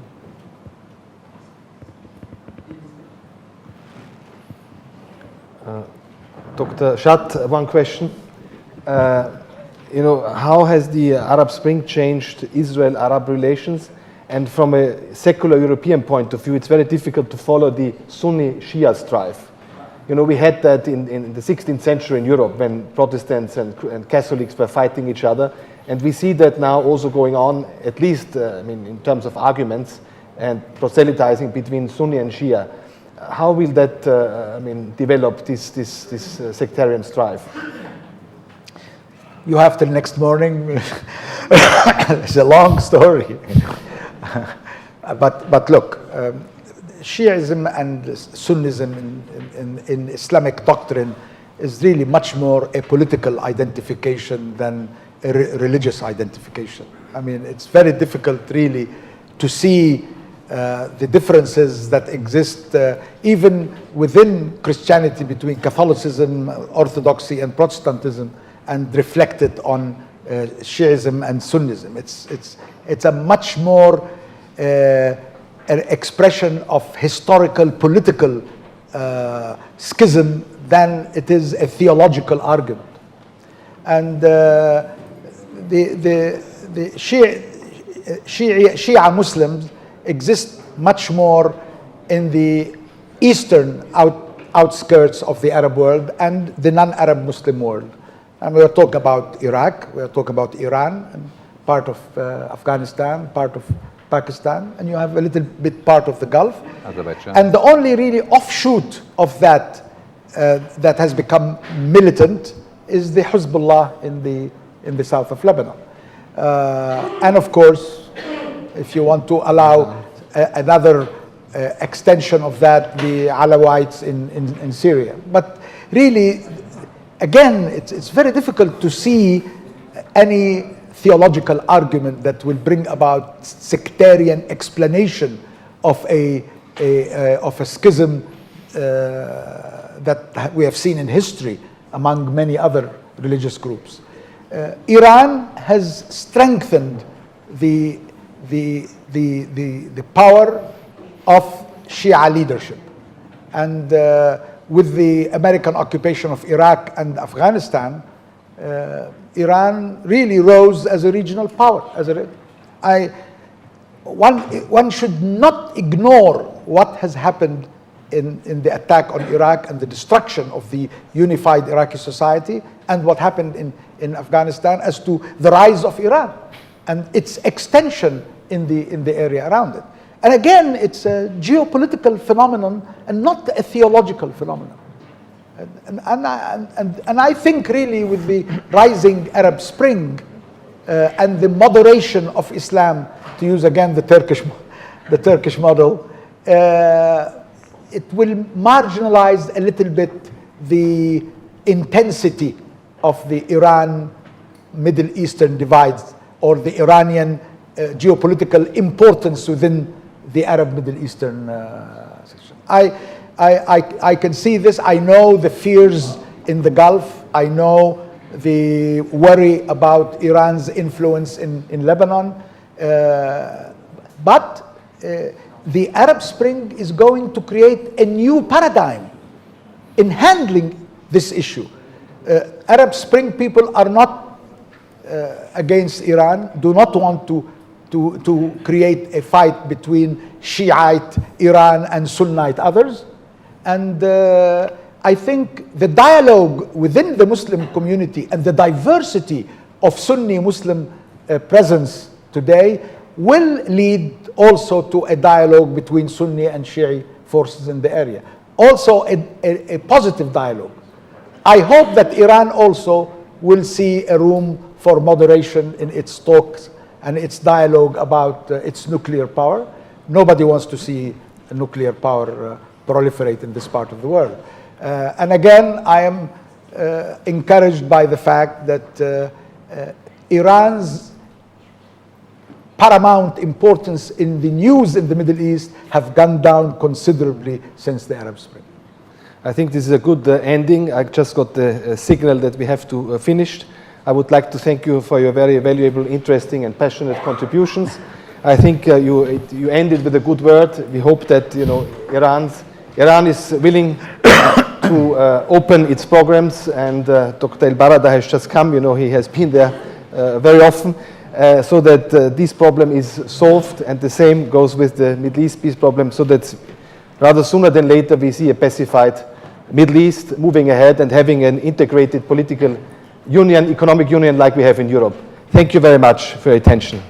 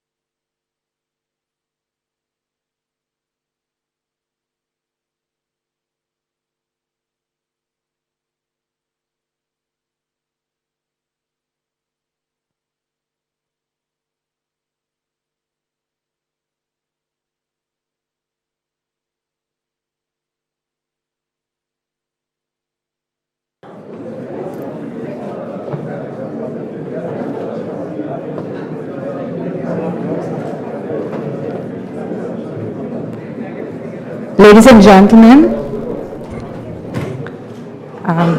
we now come to the highlight of this year's seminar, our high-level panel, which will debate prospects for the future of the Middle East and North Africa. We have a great group of speakers and a wonderful chair, Edward Mortimer.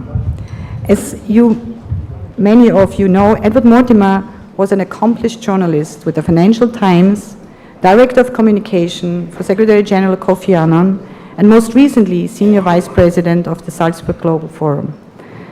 I know that we are all very much looking forward to this panel. So without any further ado, Edward, I turn over to you. Thank you. Andrea, thank you very much indeed. And it's an enormous honor for me to be asked to chair such an extremely distinguished panel, starting with our host, the Vice Chancellor and Foreign Minister of Austria, Dr. Michael Spindelegger. We have been enjoying your hospitality, sir, for the last 2 days, and it has been magnificent. Not least, we have been educated about the significance of the ceiling and the different paintings and the example set for us by Metternich and Talleyrand up there in the corner. I understand that you wish to open the proceedings with a statement, and we, of course, welcome that. So I think I will ask you to do that from the podium, and I will introduce the other members of the panel, actually none of whom probably need any introduction, after your statement. So the floor is yours. Thank you very much. Thank you. Your Excellencies, ladies and gentlemen, dear colleagues, former colleagues, it's a great pleasure to welcome you here to this very famous International Peace Institute. Of course, Mr. President, it's always a pleasure to work with you. I would like to thank you all for participating in our seminar here today, and I would like to say some introductory remarks about future prospects, the revolution of expectations. I guess we all agree that 2 years ago, it would have been difficult to foresee or expect that in 2011, Ben Ali of Tunisia, Mubarak of Egypt, Saleh of Yemen, and Libya's Muammar Gaddafi would be ousted from power by a popular revolt. Although we knew that most of the Arab people were governed by dictators, we did not see the ticking time bomb which led to the explosion of popular revolts. In retrospect, it is not surprising that the people of the Arab world went to the streets to express their deep anger. They had enough of their repressive political systems, the lack of freedom, and the stagnant economic and social situation. I think that the last straw which broke the camel's back, to use an Arab expression, was when the Arab rulers started to groom their sons for succession. The first example was Syria, when after the death of Hafez al-Assad in 2000, his son Bashir, an eye doctor, succeeded his father as if Syria were a monarchy. Mubarak, Saleh, and Gaddafi tried to follow the Syrian example and also prepared their sons for succession. I would like to look closer at events in some of the Arab countries, but would leave Egypt to my friend, Dr. Mohammed El-Baradei.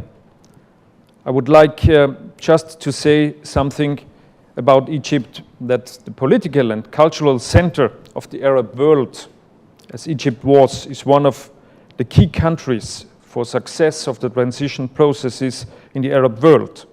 To our surprise, not those parties who supported the ideas of the young people from Tahrir Square won the elections, but the Muslim Brotherhood and the Salafists.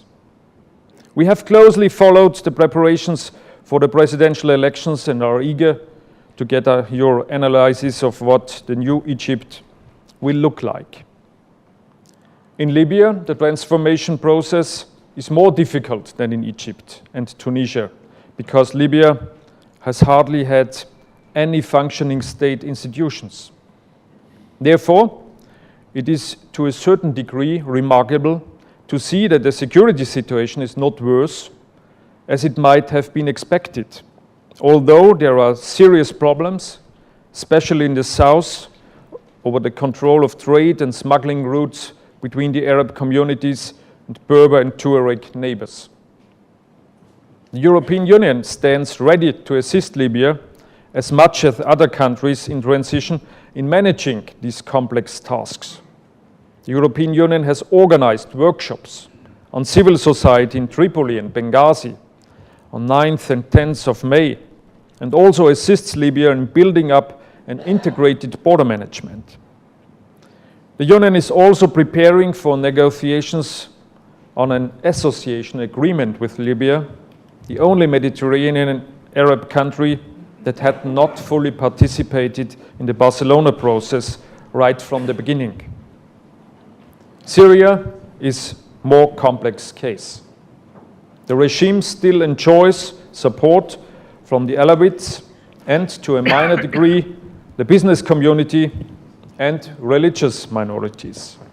They, Alawites and religious minorities, are afraid that after Assad, they would not be protected anymore and would face an Iraqi scenario of sectarian conflict and bloodshed. Syria is also the playground of the struggle for regional dominance between Iran and Sunni Arab states led by Saudi Arabia and Qatar. If the Annan plan of securing an armistice between the government and the rebels, supervised by 300 military observers, and the opening of a transition process does not succeed, Syria might see a brutal and long civil war along sectarian lines. In any case, Russia will be key to convince President Assad to contribute to its success or to step aside in order to facilitate a dialogue between the government and the opposition. What are the proposals for the future? I'm convinced that the clock cannot be turned back. The political awakening of the Arab citizens demanding full participation and civil and political rights cannot be crushed by force. Wherever governments rest on fear, and fear finally is defeated and citizens dare to speak their mind, such regimes are finished. As mentioned before, developments in each country unfold according to its own history and particularities, which is why we have to look at each country separately.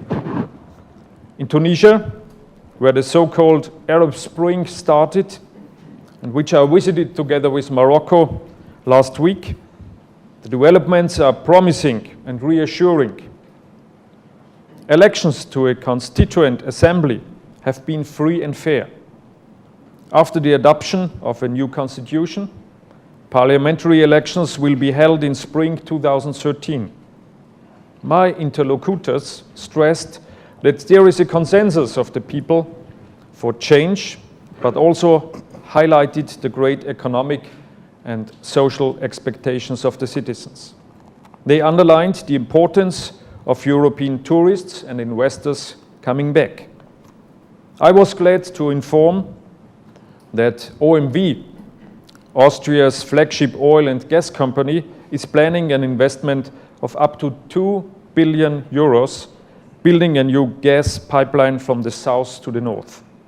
And I'm convinced that Tunisia will be a success story, giving a good example to the other Arab states in transition. In Morocco, there is also great confidence that the process of democratization will move ahead. My interlocutors rightly pointed out that the speed of the reform process has to be calibrated in a way that stability is preserved. They know that the path ahead is neither easy nor covered with roses. I was impressed by the commitment of the political leaders I met in Tunisia and Morocco. They work with great determination and vision in building democratic states, and I assured them of our support. Even in those Arab countries which did not have popular revolts like in Saudi Arabia and the Gulf countries, the governments have to be receptive to the demands of the people who also ask for more political participation and political rights. Expectations of the people in the Arab world are high. We know from the transformation processes of Central and Eastern Europe that especially economic and social advances don't happen overnight, but take many years to materialize. Europe can provide help for the transformation processes in closing much more coordination with the newly elected governments and in response to their needs, such as financing through the European Neighbourhood Policy, or from the European Investment Bank, or from the EBRD, for Egypt, Jordan, Tunisia, and Morocco, and granting access to the EU market for services of agricultural products from these countries. Nevertheless, the bulk of the work has to be done by the countries and the people themselves. One of the most important elements in this regard is regional integration. For too long, most Arab countries have lived with their backs turned to each other. Closed borders and a lack of transport and communications infrastructure are an anachronism in our globalized world. Only by opening borders and allowing free movement of people, goods and capital can the region make a breakthrough to peace and prosperity. Let us hope that the popular revolts of the Arab Spring will bring the peoples of the Arab world peace, security, and a better life. Transition processes are exclusively upward curves, but sometimes rather bumpy roads. If the political will and support of the population for the road is ahead, of course, occasional setbacks will not divert the direction of the charted course. What is most needed is commitment to the common objectives, patience, and stamina. We also hope that the democratically elected governments can fulfill the expectations of their people by leading their societies towards the rule of law, full political participation of the citizens, social justice, and a wide range of opportunities for the young generation to shape their own future. The first real litmus tests in that sense will be in 4 or 5 years, when the next round of elections will be due. Only then we will see if election results are respected by all political forces and the change in government, if so decided by the people, becomes really possible. Thank you very much for your attention.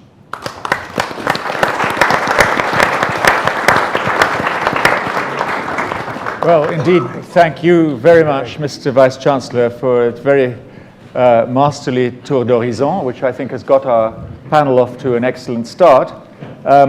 Let me now briefly introduce the other members of the panel, in case there is anybody here who has been confined in a windowless and televisionless room for the last 20 years and has not heard of these distinguished people. 40 years. 40 years in some cases. On my left is Bernard Kouchner, the founder of Médecins Sans Frontières, who has held umpteen portfolios in different French governments, who is credited with inventing the devoir d'ingérence, duty to interfere, which has more recently become known as the responsibility to protect, and who was, of course, the foreign minister of France until 2010. From 2006 to 2010. Right? 2007. Sorry, yes. No, sorry for you. And then beyond him, my good friend Prince Zaid Rad Al Hussein. He's served as a peacekeeper in Bosnia He has been, now he is for the second time, the ambassador of his country, the Hashemite Kingdom of Jordan, to the United Nations. In between, he was ambassador in Washington. When I was in New York working with Kofi Annan, we always knew him as one of the most constructive and supportive ambassadors, particularly in questions to do with international criminal justice, where he was the first chair of the Assembly of States Parties of the International Criminal Court, and also to do with peacekeeping and the role of the contributing countries, which was sometimes a very awkward subject indeed because of the behavior, unfortunately, of some UN peacekeepers in different parts of the world. As you can see, or you may think you can see, he is fresh from the battlefront. We're not sure whether he was fighting demonstrators in the main square of Amman, or perhaps standing up for Jordan against its enemies in the streets of New York. No, actually, it was in the bus last night. He hit his head on a superfluous television screen in the front of the... But he's had a CAT scan, and we are assured that he is in good health and will be able to speak coherently. Then beyond, of course, you have President Terje Rød-Larsen, who is already known to everybody. He's the president of this wonderful institute, and he was on a previous panel yesterday, and he is the master of ceremonies of the whole thing. And on the other side, probably least needing introduction in this city above all, Dr. Mohamed El-Baradei, for many years the very distinguished and indeed Nobel Prize winning executive director of the IAEA. Is surely one of the world's leading experts on nuclear non-proliferation. When his term came to an end here, he went back to Egypt and courageously stood up to the plans that the Vice Chancellor referred to, that President Mubarak had for his succession. And we've talked a lot about triggers and what started the Arab Spring, but I think that one shouldn't certainly neglect the role that Dr. El-Baradei played in that situation. Some of us hoped that he might be the first properly elected president of Egypt. He decided in the end not to stand, but we are all, I think, on tenterhooks to hear his analysis of the situation and the prospects now that it's actually the second day of the first ballot of the presidential election in Egypt.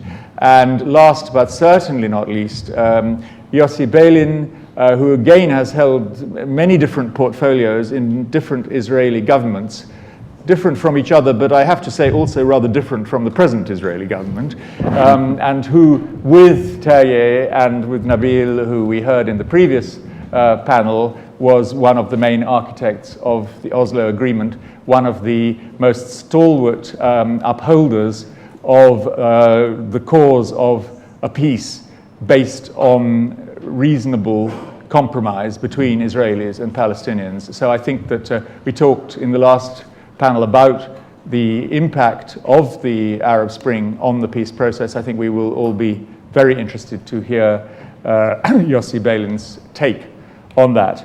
So let me first ask Bernard Kouchner.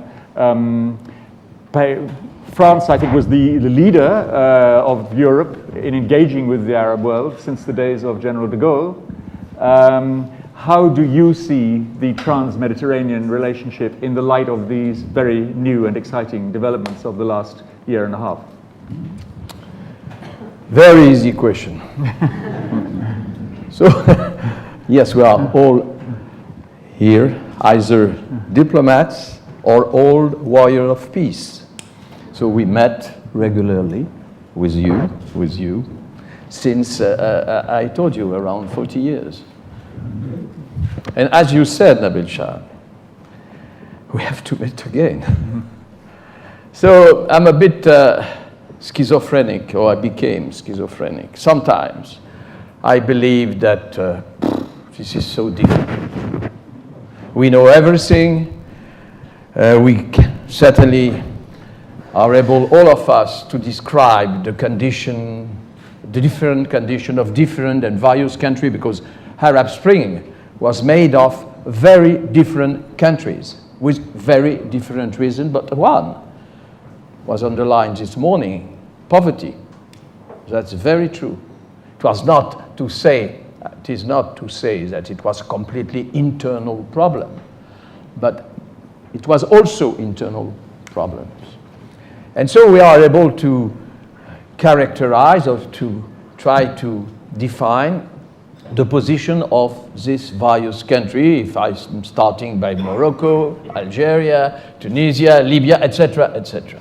And they are not the same, and they were not fighting for exactly the same reason. And if I'm coming back to Morocco, Algeria, you notice that Algeria was a bit not only skeptical, but firm or calm or quiet, I don't know, but well, it was the same thing for all the oily or the oil countries. And when they were not calm, it was Bahrain. The rest of the world maintained strongly and with police and army the calm. So the big difference is also between poverty and all the countries producing oil. And we can say that it will be the same for some coming years. And we can say that, yes, it is a geopolitical difference in between Iran and Morocco, in between Saudi Arabia and Qatar, etc. But religion is playing a role. You cannot say the contrary. And taking the lesson of the last 2 centuries in Europe, you notice that it was faith, power, and battle. So it's always the same, also partly, but significantly in Middle East. And referring to Afghanistan or to Iraq is not enough. It's part of the problem, and it was not part of the solution, that's true. But this is my first part of schizophreny. So what is going to change with Arab Spring?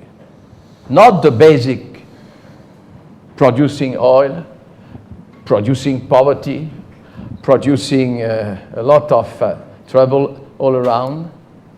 And the other part, the sunny part, is we have to fight again. We have to come back all together with new people, and the new people might come from the Arab Spring. Because the youth was involved. Because all these people, even if they reacted not the same way and not in the same, let's say, basic terms in their country, they represent an historical movement. That's for sure. Nothing will come back to the same situation. Nothing. And you know there is how to characterize or to define an historical moment, partly when the experts were not aware. So we were not aware, and I was listening to my friend Michael, Mr. Vice-Chancellor, sorry. Yes, we knew that they were under dictatorship, but it was our dictatorship. It was our dictators, and we were benefiting of the relation we had, mainly with the producer of oil, but not only. And so we feigned to be surprised, and we were surprised. So how can they be confident with our support? And I was listening to the representative of the External Service of Europe this morning. Okay, we're still giving a lot of money, but when it was, remember that, Michael, we were able to produce a real 27 countries statement in agreement to be part of the setting up of a Palestinian state close to Israel, and etc., etc. But something is important, that is my first point. When Europe was ready, and it was under the last presidency of the Swedish presidency, you remember that? We were 27, it was the first time, and certainly the only one, where we are absolutely, on the paper, absolutely in agreement. But in that time, meanwhile, America was not with us. And it was so difficult to convince our American friends that with Europe it should have been a bit easier, and it has never been done. I don't want to come back to the vision, the American vision of Europe, certainly not now. But, well, it was a big failure in our strategy. America was out when we were in agreement. When we were not in agreement, we tried to be with America. It was impossible. Second point, what is necessary now to do? I don't know, because we are facing an unknown world. Well, we certainly, we can see the coming back of sort of democracy, very difficult country after country, very difficult inside. There is also a way to appreciate the coming of democracy. This is the women condition. And the women condition is not so much in favor of Arab Spring for the time being. I do regret to say so. And so we are absolutely ready to restart a peace process. But I'm coming to my third and, let's say, desperate vision. Because when Nabil Shah this morning expressed the Palestinian view on the actual Israeli government, I was in agreement. Sometimes I believe that they don't want peace. But when you are looking to the polls, they're all 70% Israeli people, they want peace. And they are in agreement with the Palestinian state. But in fact, when you are involved, being every day peace fighters, you are becoming desperate because, in fact, nothing is advancing. And on the contrary, when there is a drop of glimpse of hope, poof, it's impossible. Why? Mysteriously, because, and I believe this is my third point, you were talking about Yossi did, about Nabil did, etc., a lot of us. We were supported by a popular movement in Israel. We were supported on both sides by a Palestinian movement. Don't want to come back to Hamas and PLO, etc., because you know everything about that. And this is not easy, and this is a very big complication, for sure. But we were supported, we believe, we felt in that time that we were supported by a popular movement in Israel, peace movement. And this is no longer true. And even when there was a very interesting Arab Spring was just coming after a sort of social movement in Israel, very important. And it was for social reasons inside Israel. But they didn't talk about peace. So honestly, I'm absolutely ready to once more find a way. And I want to but it's up to us. I mean, I'm completely sure that we'll be together on another podium talking about the eternal necessity of peace and the two states together. Palestinian state, Israeli state, security of Israel is becoming only with the Palestinian state, etc., etc. But I want to just to end, because otherwise with hours and hours we can talk about what's going on now in Syria. Because, and you were to talk about the right to interfere, the responsibility to protect. Responsibility to protect, in my mind, and I don't want to be arrogant, but yes, we invented the French doctors, the duty to interfere and the right to interfere. But it was by prevention. It doesn't exist when it is always, and it is always too late. It's always too late. So for the first time, in a way, for Libya, we well, also to define who are we, but who were we? We tried to avoid the bloodbath in Benghazi, and that's for sure we did. Well, badly prepared, it was certainly not followed by, etc., etc. A big mistake sometimes, yes. But we were able to prevent that bombing of Benghazi. And then after Syria, we were not able to do anything. So the people are not understanding, even if they know that Syria is in the middle of Hezbollah and Iran. And this is much more important than everything. Do we want, in preventing some bloodbath, another bloodbath? Because, well, you know, it's always the case we say about Syria, we don't want the civil war to come. But what is going on now there? This is a civil war. Already, it could be worse, of course, but this is already a civil war. So the people, this is difficult to explain to the people that on one side, as is what easier, we intervene in Libya, and it's impossible in Syria. And it is impossible, more or less. Otherwise, it's a big war, and certainly not only regional war. So what are we able to do for that? Starting or restarting a peace process. I think that we are a bit inert facing Kofi Annan initiative. Because either we don't believe in it, we cannot not trust this sort of final and desperate movement. But I think that we are wrong. We have to support that. And to support is certainly to be politically civil society, not only professional, involved in a peace talk. We have, and they have to talk to their enemies. This is the only way to end the war. And this is not visible for the time being. There is no support for a conference, even a conference with civil society, with the people in charge. I mean, Torje, I mean, Marti Atisari, and all the others, and Carter, etc. Why not? Why aren't we pushing in that direction? Easy to say. So, sorry about my schizophrenic view. This is desperate on one side. There is no way.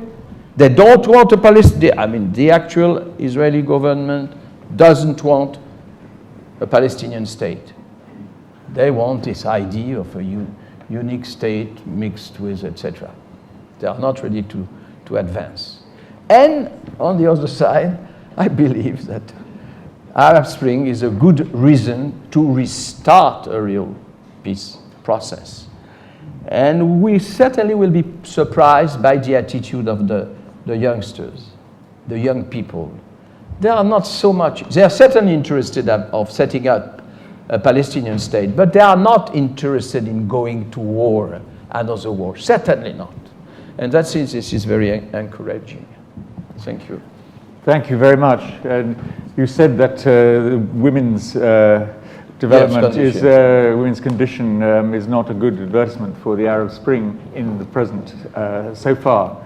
Looking around this panel, I'm a little bit worried about the IPI, and I should reassure you that yesterday we had Robin Wright up here, we had Alia El Badini up here, and it was exciting and encouraging, and I'm sure we will hear from ladies in the body of the Kirk later on. Meanwhile, let me turn to Yossi Berin, and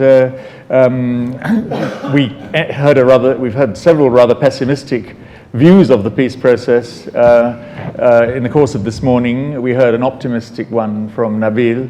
As one of the architects of the peace process, what do you feel?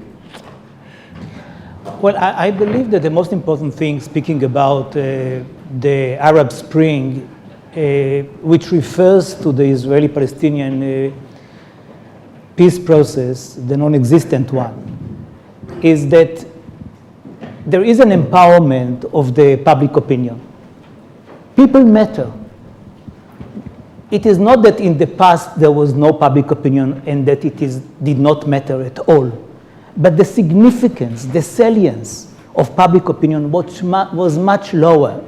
Leaders would say, you know, I can bring 90% of my people to whatever step. They were boasting about their ability to mobilize their own people, perhaps because of their own ignorance about it. Now, today, when it is quite obvious that the public opinion does matter, and apparently will matter, the need for the leaders to take into consideration their public opinions will be much higher. Now, speaking about the Arab public opinion, the Israeli-Palestinian issue may not be something which prevents people from sleeping at night necessarily. But this is a kind of a common denominator.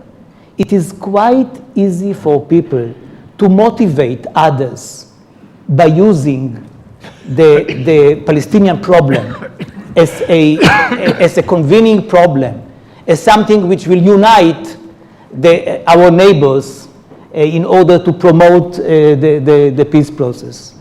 And this is why, if I'm thinking a little bit artificially, I must admit, but if I'm thinking about what can be the positive fruit of the Arab Spring vis-a-vis the Israeli-Palestinian problem, it might make it much more salient than before.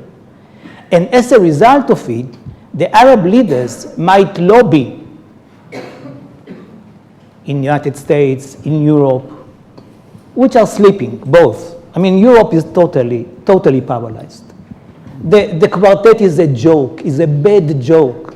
They are having resolutions from time to time. If it is the last resolution of the 27th, which was quoted here, or quartet resolutions, it is not even, I mean, people do not take notice of it. They don't take notes of it. Nothing. Sometimes I see, I'm speaking with my friends, and they are saying, yes, next week we are having a meeting of the 27 or whatever, and I'm following it in the press to see whether it is mentioned. Sometimes it is not, and sometimes, on page 7, something is mentioned. It has nothing to do with reality. So if there is a lobby, a new lobby, coming mainly from the Arab states, saying you must do something about it, because we are all firefighters. If, God forbid, there is no fire, why should the world deal now with the Middle East? It's against the instincts of the world. But if there is a kind of a push for that, and it might be, then I think that it might have a positive impact on the Americans first, which are playing the most important role here, and then the Europeans and the whole artificial structure, which is still called the quartet. But since we were asked about the general changes, the strategic changes as a result of the Arab Spring, first of all, I think that we are seeing here something which is far from being new. I mean, you have a very authoritative leadership, a nomenclatura, a group of people which are benefiting from this leadership, financially, powerly, whatever, and a public which is deprived, mainly of freedoms, human rights and whatever. Now, how do you keep this public? Either by threats or by bribing it, and sometimes by religious methods. God will be against you if you are against the king or against the dictator or God forbid what. These are usually the methods. Now, what is happening is that there is a point in history, and it happened so many times, that the public says enough is enough. They are not too happy with being deprived, and they revolt against it. When does it happen? When you have a kind of a Spartacus, a very charismatic leader who is saying, we are deprived, we have to fight against the dictators or the authoritative leadership, or when there is an outside trigger. In our story, there were no charismatic leaders, but there were triggers, outside triggers, and it became a very interesting tide.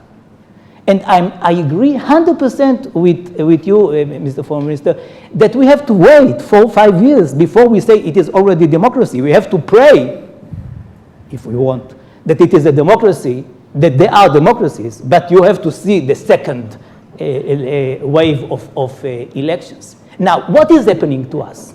And this is what Alia said yesterday. Why didn't you come to me? I couldn't come to you because I went to Mubarak.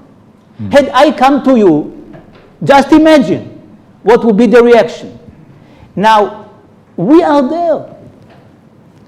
The Vienna Congress of 1815, we are there because we did not invent something better rather than to legitimize the world in which we live. And the organization which is our umbrella, the UN, again, not because it is a bad organization, not because it wanted to keep dictators and they love cruel leaders, but because it said, you know, this is the world, what can we do? We have to talk to these people. And I'm thinking about the people here, some of them I know quite well, and about myself. How many times we met with leaders in this world that we said to ourselves, it's not true. It's not true. What are we doing? But we presented our countries. And we knew that this is, at that time, or generally speaking, was in the interest of the country. And we had to be very nice. We had lunches and dinners, and sometimes a folklore dance after dinner and things like this. And we sat adjacent to the dictator, and we applauded. You know, this is what we did. And we did not invent something better than that. And this is what brings me to the, I believe, more important conclusion. We were not surprised.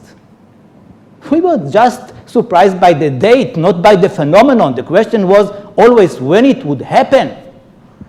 And I'm telling you now, in 2 years, or in 1 year, or in 3 years, we will sit here talking about the elephant in the room, and the elephant in the room is China. Don't we know this? It is Chatham House. Don't we know this? You see what is happening there with human rights, with so many things. And we go there, including your humble servant. And we talk to the leadership, including your humble servant. And we are nice to them, and we have dinners, and we have lunches, and we know exactly what is happening there.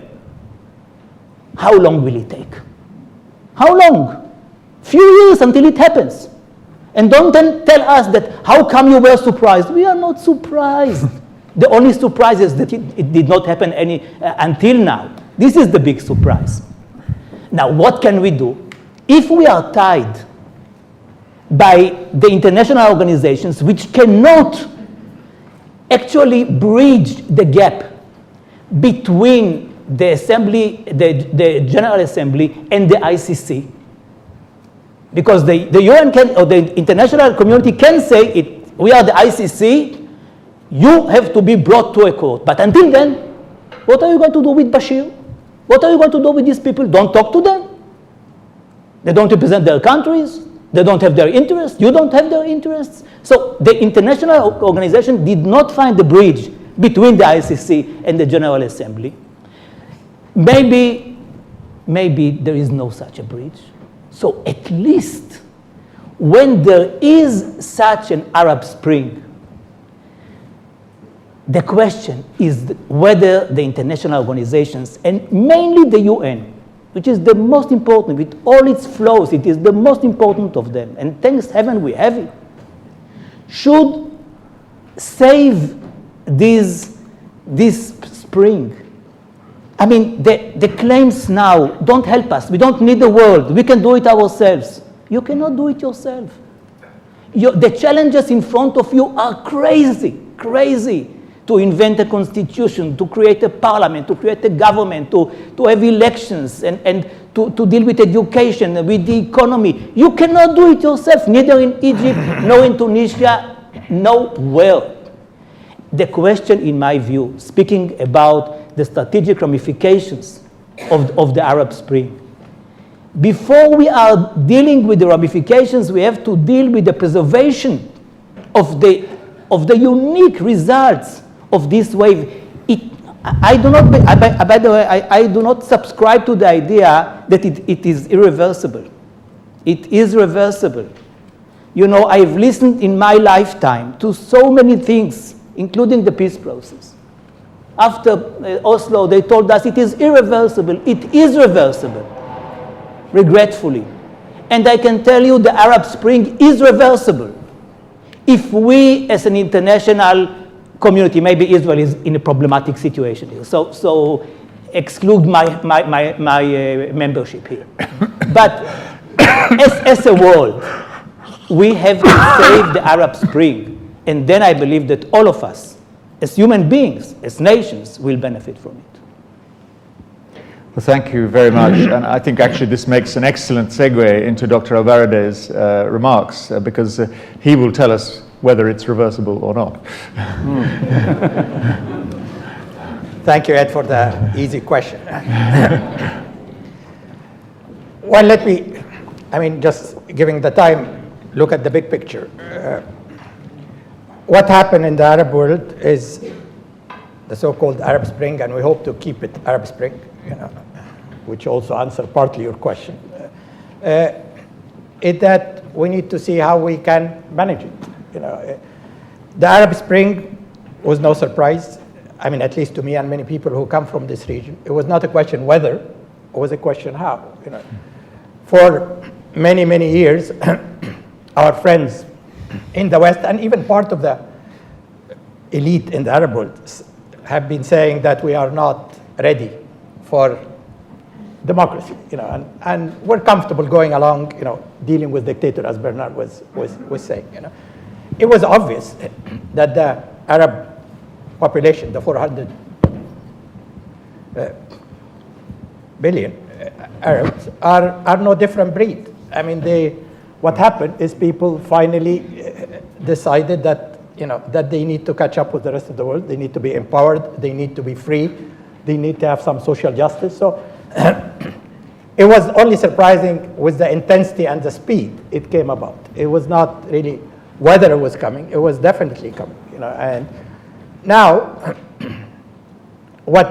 so in that sense, there is no going back because the culture of fear has been broken, and that's clearly is something which is not going to change.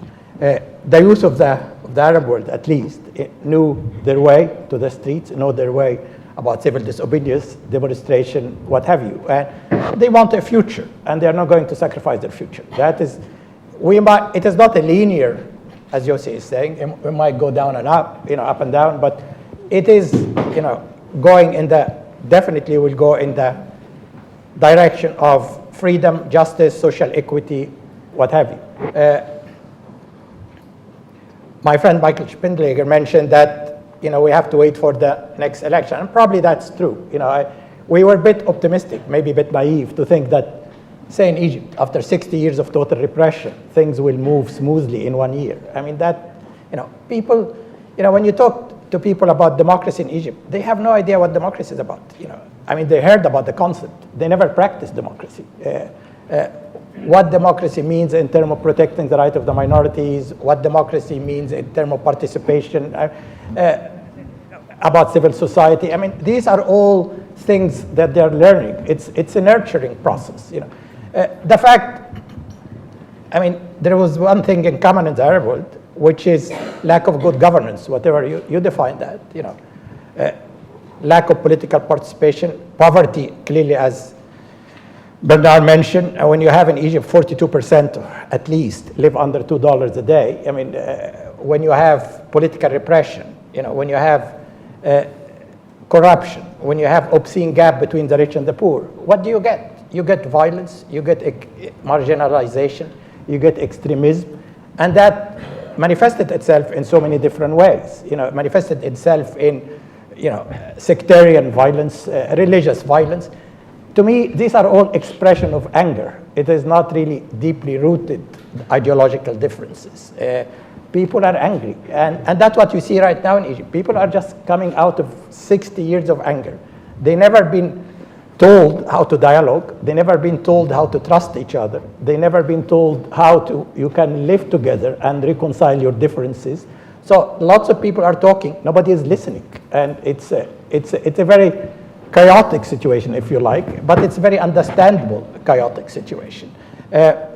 People are asking me today, I mean, whom do you expect is going to be the next president? And the fact that I don't know, is in itself is a very significant, a very significant event. This is the first ever election in the Arab world I can recall, and I'm not getting any younger, that I have seen, when you do not know in advance, who is going to run. So in itself, we should not underestimate the fact that there is no going back, that we have put our first step on the path of democracy, but a lot of challenges ahead of us. In my view, the election in Egypt is not going to be the most crucial factor. The most crucial factor to me is how you get people to agree on the basic common values by which they are going to live together. Now the society is completely decimated. I mean, you have the so-called liberals, the Islamists, the Christian community, the youth who feel that the revolution has been robbed from them, and the average Joe who believe that he didn't get anything out of this revolution except the economic condition has been much worse and security has been lost. So the challenge is how do you get these people together? How do you make them understand that the only way to move forward is through dialogue, is through reconciling their differences, that there are basic values that you cannot negotiate, freedom of religion, of expression, of freedom from fear. I mean, these are basic values. You have to agree on these, and that's why I have always insisted that without a constitution, which is the basic law, you are, as somebody mentioned, you are running into a marriage without a contract. You don't know what the conditions, and you need, or today when you are electing a president that doesn't know his job description, it's obviously is not the greatest way to move. But we need the challenge, I think, and that's where I come also to both national and international role, is to get people to dialogue on the basic values, understand there are universal values that are not to be negotiated, and then move on later on. The second is of course, economic development. In my view, once you have economic development, lots of these esoteric discussions we see today about the identity of the state, the role of religion, will evaporate. I mean, people are really interested in having food on the table, having healthcare system, having a place a shelter above their head. And right now we are not focusing on these priorities. So we need to focus on the real priorities, the basic needs, the basic freedom. We need to see how we can get people to dialogue. Yes, we look at power and faith and war, but Bernard, we do not want to see the war. Maybe we should let us focus on power and faith, and they are all right, and you can negotiate, dialogue on this, and that is the challenge. It's a pity that the international community, who could have provided a lot of support, now has lost any trust in the Arab world. Frankly, the trust is almost zero. I mean, for good reason. I mean, they feel that they have been treated with double standard. They feel that they have been sacrificed at the altar of economic interest, dealing with dictators. They see the Palestinian issue, which again has been going on since 1945, and that's without a solution. So the idea of double standard is very much in everybody's mind. So people in the Arab world have been unfairly treated by their own leaders, and feel that they, rightly so also, that they're unfairly treated by the outside world. They wake up in the morning, they see who is being killed, people in Iraq, Afghanistan, Palestinian territory, everywhere. And when somebody tells them there is a conspiracy against the Arab world, against the world, Muslim world in general, it's easy to believe. So you need to change completely the environment. You need to somehow, and now I'm talking international community, you need to get people to feel that you really care for them as people, and not just from a geopolitical perspective. The international community, if Yossi is saying about the UN, and to me right now it's dysfunctional. If I'm a bit honest. The world has been so much globalized in every way. We know that we rely on each other in every single aspect, from arms control, communicable diseases, trade, and yet our institutions that manage the world has been lagging behind, starting from the UN, G20, G8, EU. I mean, none of that is functioning right now, frankly, to understand that we need different institutions, we need different management of our globalized world that focus on human security, as they call it, that focus on the individual, that focus on basic dignity, human rights. And again, we talked about a responsibility to protect, and it's a fantastic concept, you know. But look at what's happening in Syria right now. We keep wringing our hand. Look at what happened in Libya. Again, it was not the greatest outcome. You know, I mean, lots of civilians have lost their life burner in the process. You know, and there is a feeling that there was, you know, the NATO or the UN trespassed its mandate. As I said, there are issues, but I, for one, believe that this is a concept that absolutely has to be operationalized. You know, and I, for one, believe that we need to start and end with human dignity, human security. That's the only way to move toward peace in the process. So to end, we are on a long journey.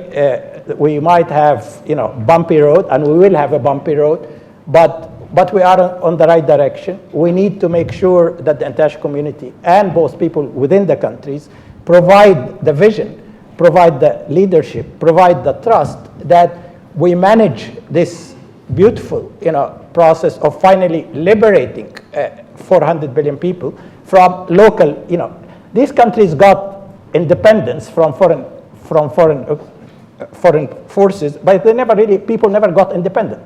You replaced the colonization by local dictators or local occupiers. So it is the first time now when we need to get people free, and it's only when you treat people as human beings, they will act as human beings. I mean, this is, for me, it's very simple. Give them what they need, they will act, you know, respecting our basic values, which again, if you talk about basic values, you know, I don't think there is any difference between Islam, Judaism, Buddhism, Hinduism, what have you. You know, they are all the same basic values, but you need to get to people to understand that this is the only way for their own salvation, is agree that there are inscrutable, you know, values that everybody needs to subscribe to, and that one of them is absolute basic freedoms, you know, and, you know, dignity. When people lose their dignity, they go berserk, and that's what we have seen in the Arab world lately. So I am optimistic in the medium to long run, but we have to brace ourselves for a very bumpy road. Well, thank you very much indeed. Sadly, the Vice-Chancellor has to leave us now because he has another engagement in Munich. I don't know if you have any parting thoughts in light of what you've heard. No. No, all right. Well, we'll let you go, but we thank you again, both for your speech, which was full of important insights, and for the wonderful hospitality we've been enjoying throughout this seminar. Thank you very much indeed.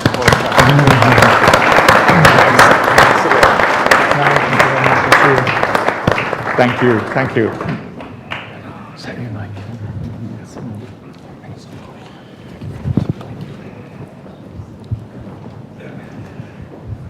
So now I turn to Prince Zaid, and I didn't warn him of this, so he may refuse to answer, but I'm tempted to ask him. We keep hearing about this issue of sectarian violence. Of course, we've seen it for a long time in Lebanon. We saw it in a terrible way in Iraq. We have seen a certain amount of it in Egypt, and we are all terrified that this is the turn that events are going to take in Syria. What is the answer to this? How can the Arabs deal with it? And is there anything that the outside, the rest of the world, can do to help avoid getting dragged into a sort of Sunni, Shia, or Christian, Muslim Armageddon in the Middle East? Edward, you are the authority on this panel. You were not elected by us, you were appointed. In keeping with the exercise of the prevailing atmosphere of dissent, I will ignore your question entirely because you did provide us with a guide, and I'm going to stick to the guide, and at a later stage I will deal with this question. What I hope to do is just focus on 3 points with a certain amount of precision, and I haven't heard them being discussed in the last 3 days. But there are 3 points which I think will very much determine where we go from here. The first point relates to the Global Food Index. The latest report issued by the Food and Agricultural Organization placed the index, and as you know, this is a commodity, this is a basket of various commodities essential for humankind, placed the value at 214. This is down from a high of 235 points last year, but it's still very high when compared to where it was 3 years ago at 153, or 10 years ago at 90 points. So for those countries that have to import their foodstuffs at market prices, for those countries that do not have energy independence, for those countries, irrespective of whether you have an Islamist government, a reformist government, a monarchy, or a republic, you have to take account of this factor.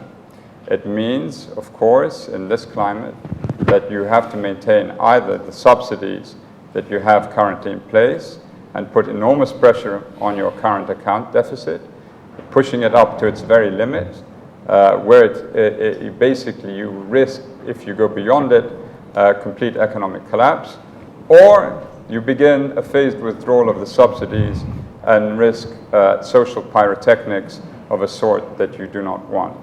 That's the first point. The second shadow that's going to be cast is a shadow which draws from the 1848 experience. When we look at that experience, of course, soaring food prices and food shortages played a role.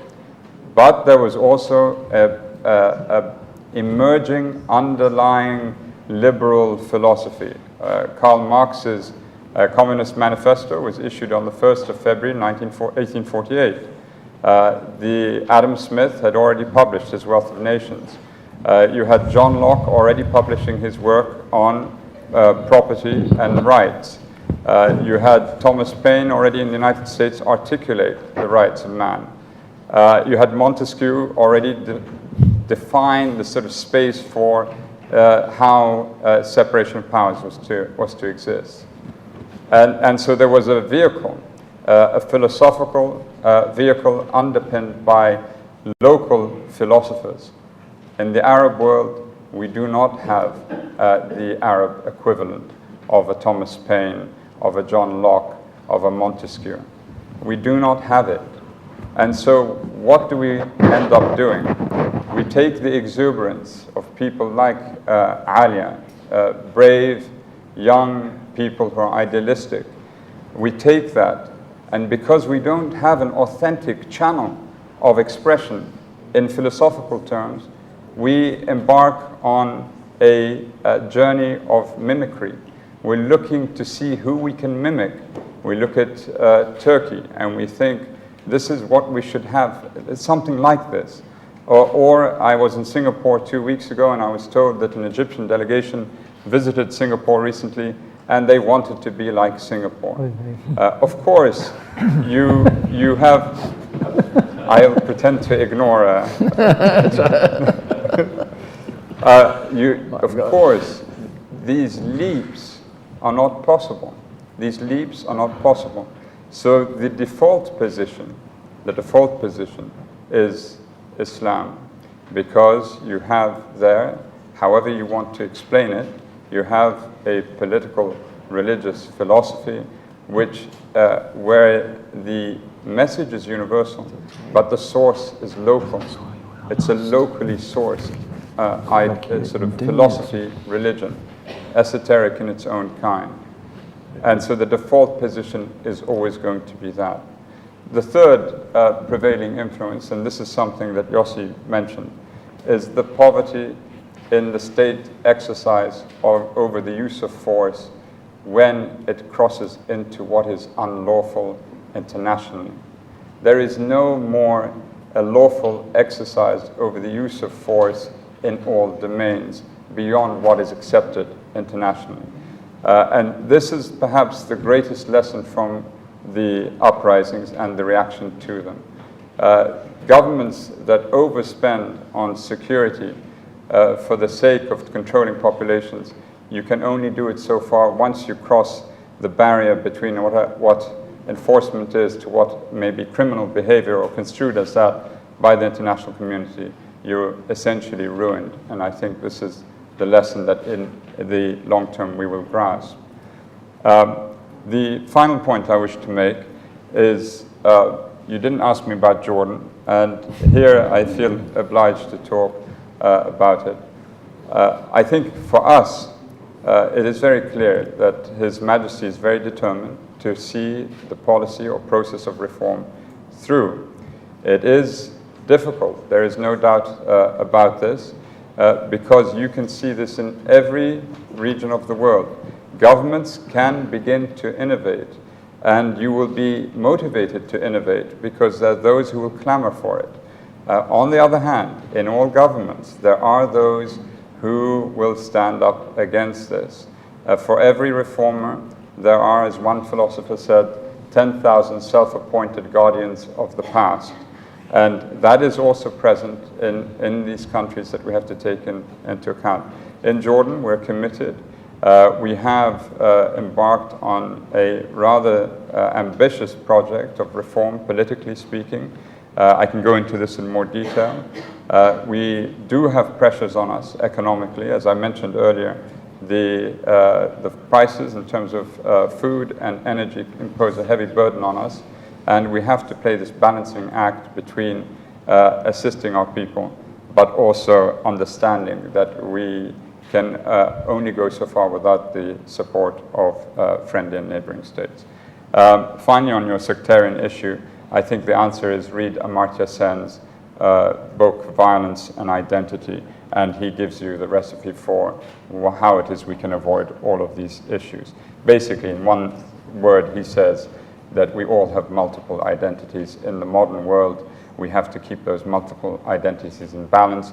We don't attach an overarching value to one identity, be it religious or national, to the exclusion of everything else. If we can do that as human beings, we will have peace and harmony. Thank you. Thank you very much. Well, it was very kind of you to answer my unscripted question as well as giving us very important insights. Mr. President, I turn to you. You've put us all on this platform, and yourself.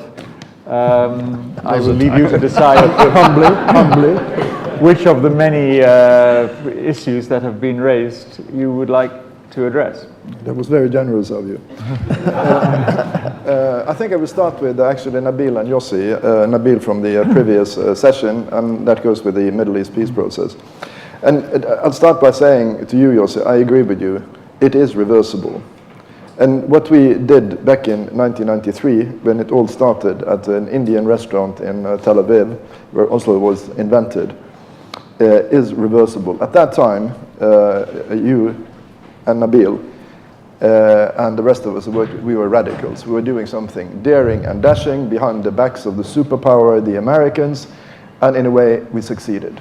We were radicals. Today, I'm conservative. The reason is that it is reversible. So what I think we have to do today is to preserve what was gained. That is the Palestinian Authority, the presidency, the cabinet, the ministries, because that we need that platform to achieve the goals in the future. And I do not believe that it is possible to achieve those goals today. It will happen, but not today, simply because the historical circumstances are not there. They were there in 1993. Why? Because the PLO misguidedly sided with Saddam Hussein in a war in Kuwait, which made all the remittances from the Gulf disappearing. Incidentally, at the same time, the Soviet Empire collapsed, and all the remittances and the political support for the PLO disappeared. This again led to frictions between the leadership in the West Bank and Gaza and the leadership in exile in Tunis. The PLO, Yasser Arafat, was desperate. He was looking for a solution. The first Intifada, Yossi, made your bosses at the time, Rabin and Peres, also desperate because Israel was losing the moral high ground in the international community. So there was a strong desire on both sides to move forward. The Americans were also misguided because they refused to speak to the PLO. They negotiated with local leaders who did not have the capacity to deliver. And these were the insights of Oslo. We started negotiating secretly with Israel and the PLO and Yasser Arafat. This made it all possible. Today, the historical circumstances are not there because neither of the parties have the motivation to move forward and resolve all the outstanding issues. This is why today we have to be conservative. And it's not only the Palestinian institutions. The peace with Jordan would not have been possible without Oslo.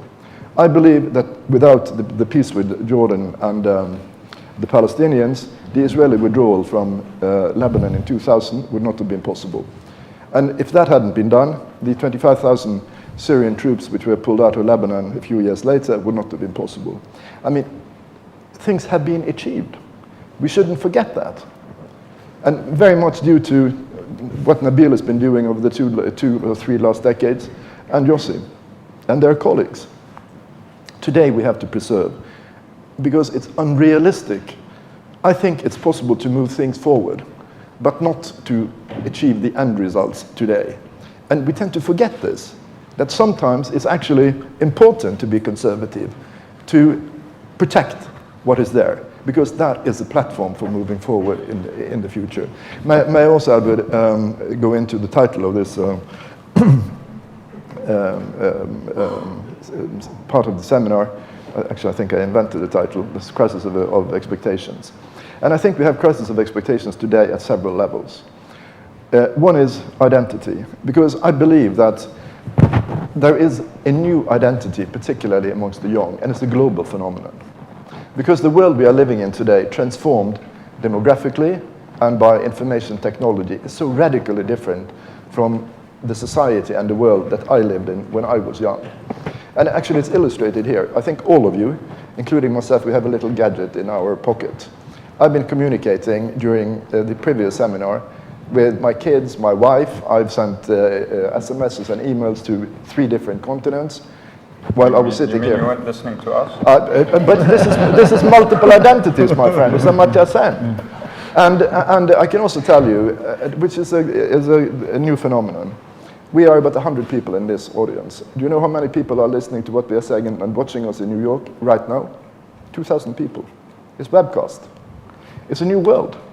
I mean, it's a completely new way of living. Identity is new and is produced by demography and technology.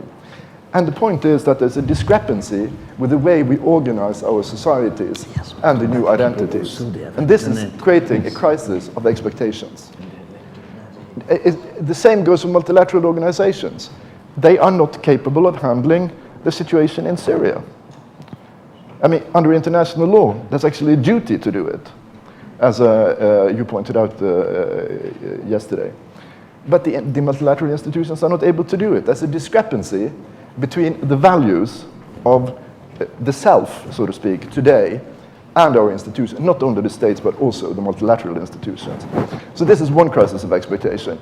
But there are several others. Let me just mention one other. And that is, let's go to Egypt. I mean, those who started the revolution in Egypt, they were liberals and social democrats who wanted the freedoms of 1848, actually. But when we look at the election results, this is not reflected. And in many ways, some might say that what we have today in Egypt is not a revolution, it was a revolt, but it ended in a military coup d'etat. You could argue that this is the case. And this will create a new crisis of expectation, which reflects what several of my colleagues here have said. And this is a very dangerous situation, because it can drive us to backlashes. And this is why I said at the opening of this seminar yesterday that what we need in the Middle East now is a regional institution with inbuilt incentives to all these countries in transition to move in the right direction against good governance and modernity. And this, in my opinion, would be at the top of my political agenda. So I have a radical agenda and I have a conservative agenda. Thank you. Thank you, Tay. So we are two schizophrenic guys. We're all schizophrenic and we all have multiple identities, and I'm going to assume for a moment the identity of Nabil Shah, because if I don't say it, he will. It's all very well to talk about being conservative. Actually, we've heard this often before. Time isn't ripe, we can't solve all the problems, we need to let the parties come to terms and come back at the right moment to the table. But meanwhile, the settlements process goes on. Time doesn't stand still. So conservatism, yes, but only if it's conservatism for everybody. Conservatism is to preserve what is. Right, but what is like the Palestinians still have some land. Which is an imperative to stop the settlements. Okay, but how do you do that without being radical? I think actually Bernard is the best to answer this, because he's a socialist who served in a conservative government. Yes, yes, but have you seen what began the rightist government without me? They failed. Well, let me also then put to Dr. Albarade what you said about the military coup d'etat. Is that a fair description of what happened in Egypt last year? I'm not sure that's exactly accurate, but that could be a perception. It was a revolution. I mean, you had 20 million people, who went to the street in peaceful way, looking for their freedom, looking for social justice. I mean, there's no question. Then they somehow trusted the military to manage the transition. The military obviously had different views of what revolution is all about. I mean, for them, revolution was just getting rid of Mubarak and some of his cronies. But in terms of mindset, in terms of approach, in terms of personalities, I mean, they wanted really the status quo. And they royally mismanaged the transition. I mean, you should have started with, obviously, with the constitution as any logical sequence. They haven't done that. They went dashing into an election. And again, when we see the result of the election, well, that in a way was expected. I mean, the parties, the post-revolution parties, were 6 months old, and they were competing with the Brotherhood, who have been 80 years on the ground. People lost their faith in the old political elite, and they wanted something different. And here comes, on a white horse, the so-called Islamists, saying we are coming with the banner of the identity that was left in Egypt, because people lost their identity with the state. See, when you can have multiple identity. You can be a Hispanic American, Black American, but you're still an American. In Egypt, people lost their identity with the state, and everybody find the only convenient identity is either being a Muslim or a Christian or Sunni or Shia. And they came with this identity to the election. And who would be able to fight people who are saying we are coming in the name of God to transform this wretched place after 60 years of repression. So the election obviously should have been delayed, as was to give the new parties time to do it. You should have started by getting people together through the constitution, through agreeing on the basic values.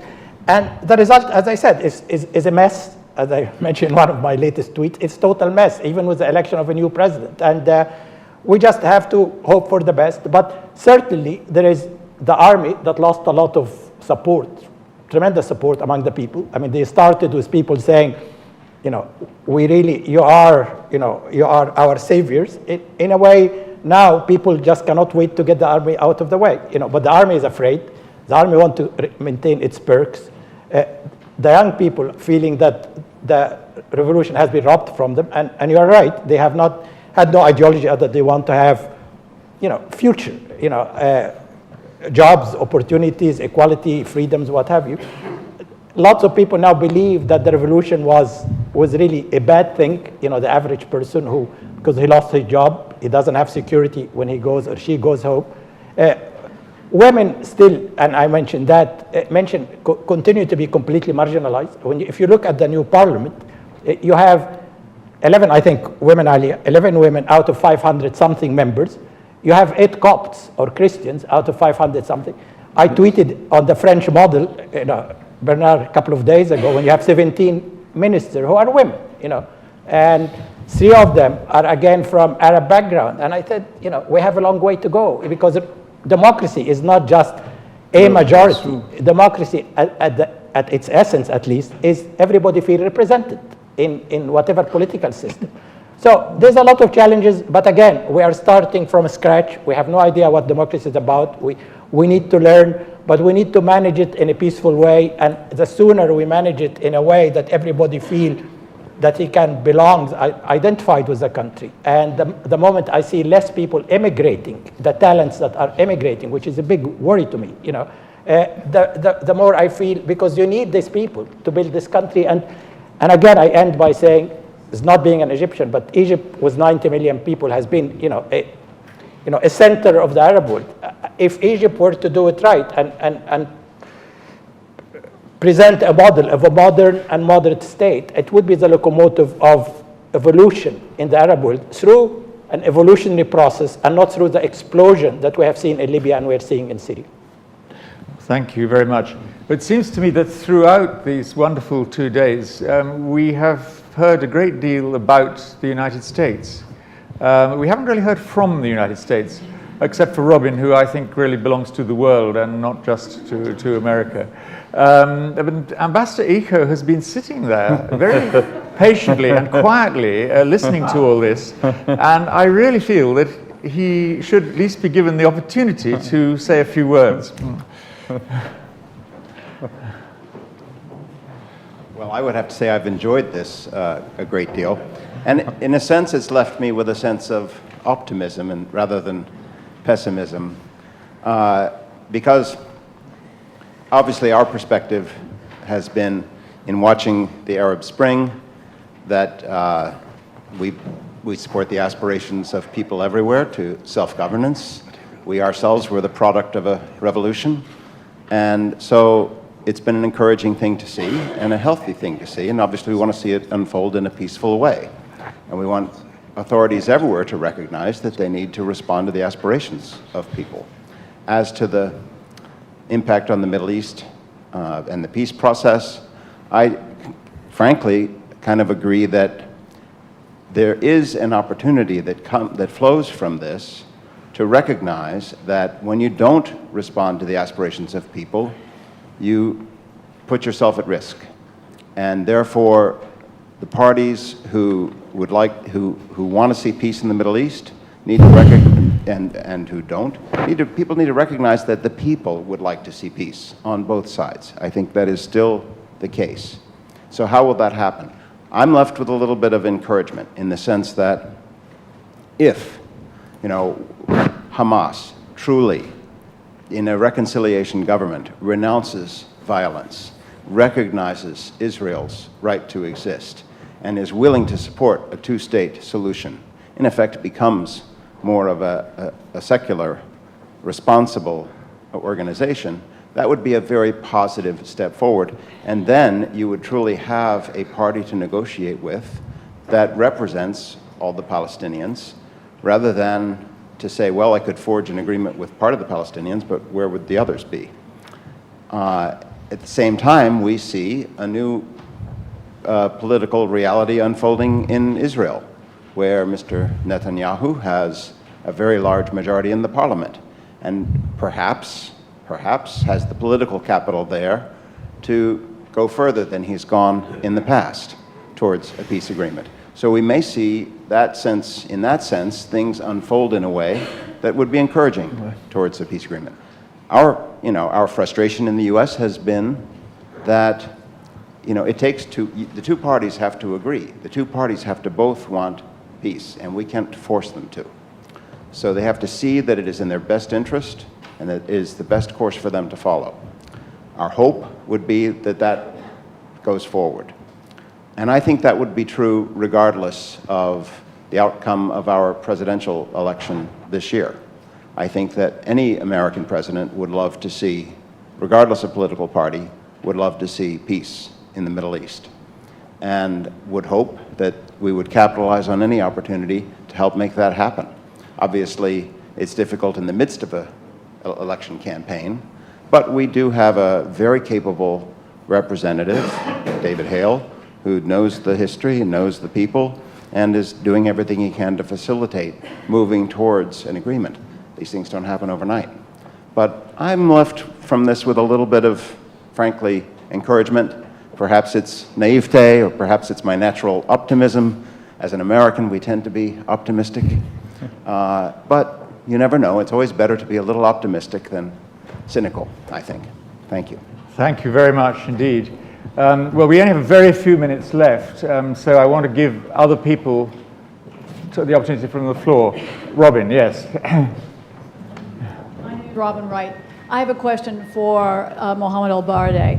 You may not be able to predict who the next president is, but could you reflect for us on the difference of what happens in Egypt next between a secular candidate winning and an Islamist candidate winning, particularly in defining the new order? Well, I'm not sure, frankly, that going through the list of the candidates, that it will make a hell of a difference, because you are going to have to work primarily, whoever is going to be elected, with the parliament. It's a parliament who's going to chart the vision of the country through enacting laws for the next 40 years. You need to make sure that you reach out, whoever is going to win, he reach out to the so-called liberals. They are the one who have the know-how, they are the one who are needed to get the economy, which is in shambles, jump-started. You have to reach out to the youth who triggered that uprising revolution, because they are 60% of the Egyptians who are under 30. So whoever is going to be, elected, has to reach out if he wants to succeed. But he has, as I said, it's still yet to be defined how much the power of the president, whether we're going to have a parliamentary system or a presidential system, with a huge difference in that. The key, at least, is hopefully to have somebody with a vision, to feel that the country needs to be united, that you need somebody who get everybody together and tell them about the art of compromising, tell them about everybody is going to lose if they don't work together. Obviously, you need, hopefully, you will get somebody who is more middle of, more centrist, if you like, But as I said, giving up the whole chaos about the current institutions we have, about the current, decimation of society, it will not make much difference other than you need somebody who is appealing to the bulk of the Egyptians. And the bulk of the Egyptians, as I said, I believe, are people who are keen to be free and to live in dignity. So this is a step on the road. I don't think you will, well, again, if you get somebody who is representative of the past regime, I mean, that could be, the beginning of a second wave of revolt. I mean, that has to be clear. I mean, people would feel terribly, that they have lost or they have been robbed of the revolution. I mean, I'm talking at least about the young people, that they need to see a new face, they need to see somebody whom they can identify with, and they need to see somebody who is able to cater to their basic needs and not continue to speak about, as I said, esoteric stuff that are not in any way priorities for us. What is the identity of Egypt has been there for 7,000 years. I think to talk about Egypt identity is an oxymoron, frankly. And I guess you're not going to tell us who you voted for. I haven't voted. Oh. I decided not to vote because you cannot vote for a president who doesn't know, as I said, what is his powers. You do not vote when you have an article in the interim constitution that say you cannot appeal any decision that is being taken by the electoral committee. So I'm a lawyer, so I care about these things. Yes. Very good. Yossi. Just if I may beg to differ. First of all, I believe that it is a sea change. It's a huge difference if it is a secular president or a member of or former member of the Muslim Brothers. The view of the world towards Egypt will be different. He is a role model, and people will look at him in a different way. Whatever the Constitution decides about his authorities, he will be the most important person in Egypt in the future. And this is why, speaking also about the Arab Spring in other countries, the identity of the president is very, very important. I'm sorry that you are not a candidate, and I'm sorry that you didn't vote, because your vote would have been very important. Well, you see, let me, again, I would not really disagree with you, but I would agree with you if we know that this is a presidential system, that the president will have the power, to be the face of Egypt. If you end up with a parliamentary system and you have a ceremonial president, it's not really going to matter much. But you will not have a ceremonial president. You know it. Well, it will not be a ceremonial president. It's not sure. President. I mean, it's not really sure. I mean, there's a lot of people, including the Brotherhood, who believe that we should go into a parliamentary system, because if they don't win, if their candidate doesn't win the election, they would like to go into a parliamentary system. So, again, these are all questions that need to be, again, on the question of the Brotherhood. There's a lot of there's a lot of extremist views that can be heard, but at least in their dealing with the international community, in dealing with the US, for example, they have been meeting everybody, right, left and center, from Congress, from the government. I think, and they made it very clear that, they would like to have, Islamic background in terms of a role model, but they're not going to get into who is going to dress what or eat or what have you. So I'm sure once, if he were to come to power, by necessity, he will have to compromise or exactly do things quite different than what he used to write. Something by definition. Something like John Bolton used, but it's, again, I don't agree, I disagree with you, that having a face of a liberal, of a president, will send a good message to the rest of the world. I have no disagreement on that. Bernard, would you like to say something? Oh, okay. Yes, I like to say that compared to what we have done since at least some years, this is a better situation in the Arab world. I don't know if it's a better situation in Israel. I doubt. And this is something very strange to see the reverse. And I was talking, sorry, but because it's a reminding of my socialism, my dear. But I'm talking about the popular movement. The popular movement had changed. There is a popular movement in the Arab world, not all over, but in the Arab world, and there is no, or not enough, a popular movement in Israel. So it doesn't mean that we have to stay inert, not at all. On the contrary, I believe that this historical movement, and I do regret that Israel didn't see this historical movement, in the Arab world, this is very important. I might say just one thing on Israel, actually, Yes. since you used it. We are, if you talk really regional peace and security, we are going to have a serious issue, because, if you look at a democratic Egypt, there is at least 95% of the Egyptian population are in total anger with Israel. You see, that's quite a different situation. Any president who is coming, you see, is going to be under tremendous pressure, even to look into, revisit the peace agreement, whatever that means. Yes. It doesn't really have a meaningful peace anyway. But there is going to be a major issue unless, in my view, the international community, the Americans, of course, adjust their policy, understand the depths of anger in the Arab world, and now you cannot just have peace with a dictator. It's really the people who are going to be empowered and to dictate the policy. But at the same time, it's a fantastic opportunity if we are able to have peace, because then finally you'll have peace with the people and not with Mr. Mubarak or another ex-president or dictator. Thank you. Zaid, do you want a last word? No. You sure? I'm sure. Okay. In that case, I turn it over to our president to do the honors. On the substance, I think what is important to keep in mind here is that whatever happens, this is going to be a roller coaster with unexpected twists and turns. So I think we all have to put on our safety belts. When I say all, I mean I'm also referring to that actually, as I pointed out yesterday, these conflicts are the only conflicts on the globe which are both local, regional, and global.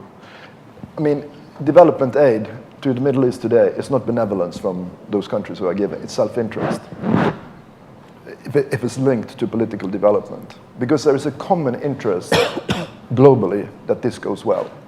Because if it goes bad, it's going to hit us all, politically, economically, culturally, and fundamentally. So there is a common interest here, and this is why this dialogue is so important to continue to have. With these words, I'd like to say thank you, first and foremost, to our hosts, the Ministry for Defense and the Ministry for Foreign Affairs, to General Pucha and his colleagues, to Valerie and your colleagues, to IPI staff here in Vienna, first and foremost, Andrea and Walter and Joanna, and all the other staff members who've been so incredibly helpful in order to make this, I think, a successful seminar. And at last, of course, to all participants and panelists, I think this has been terrific. Thank you very much. So, gute Reise und see you next year. Thank you very much. Thank you very much.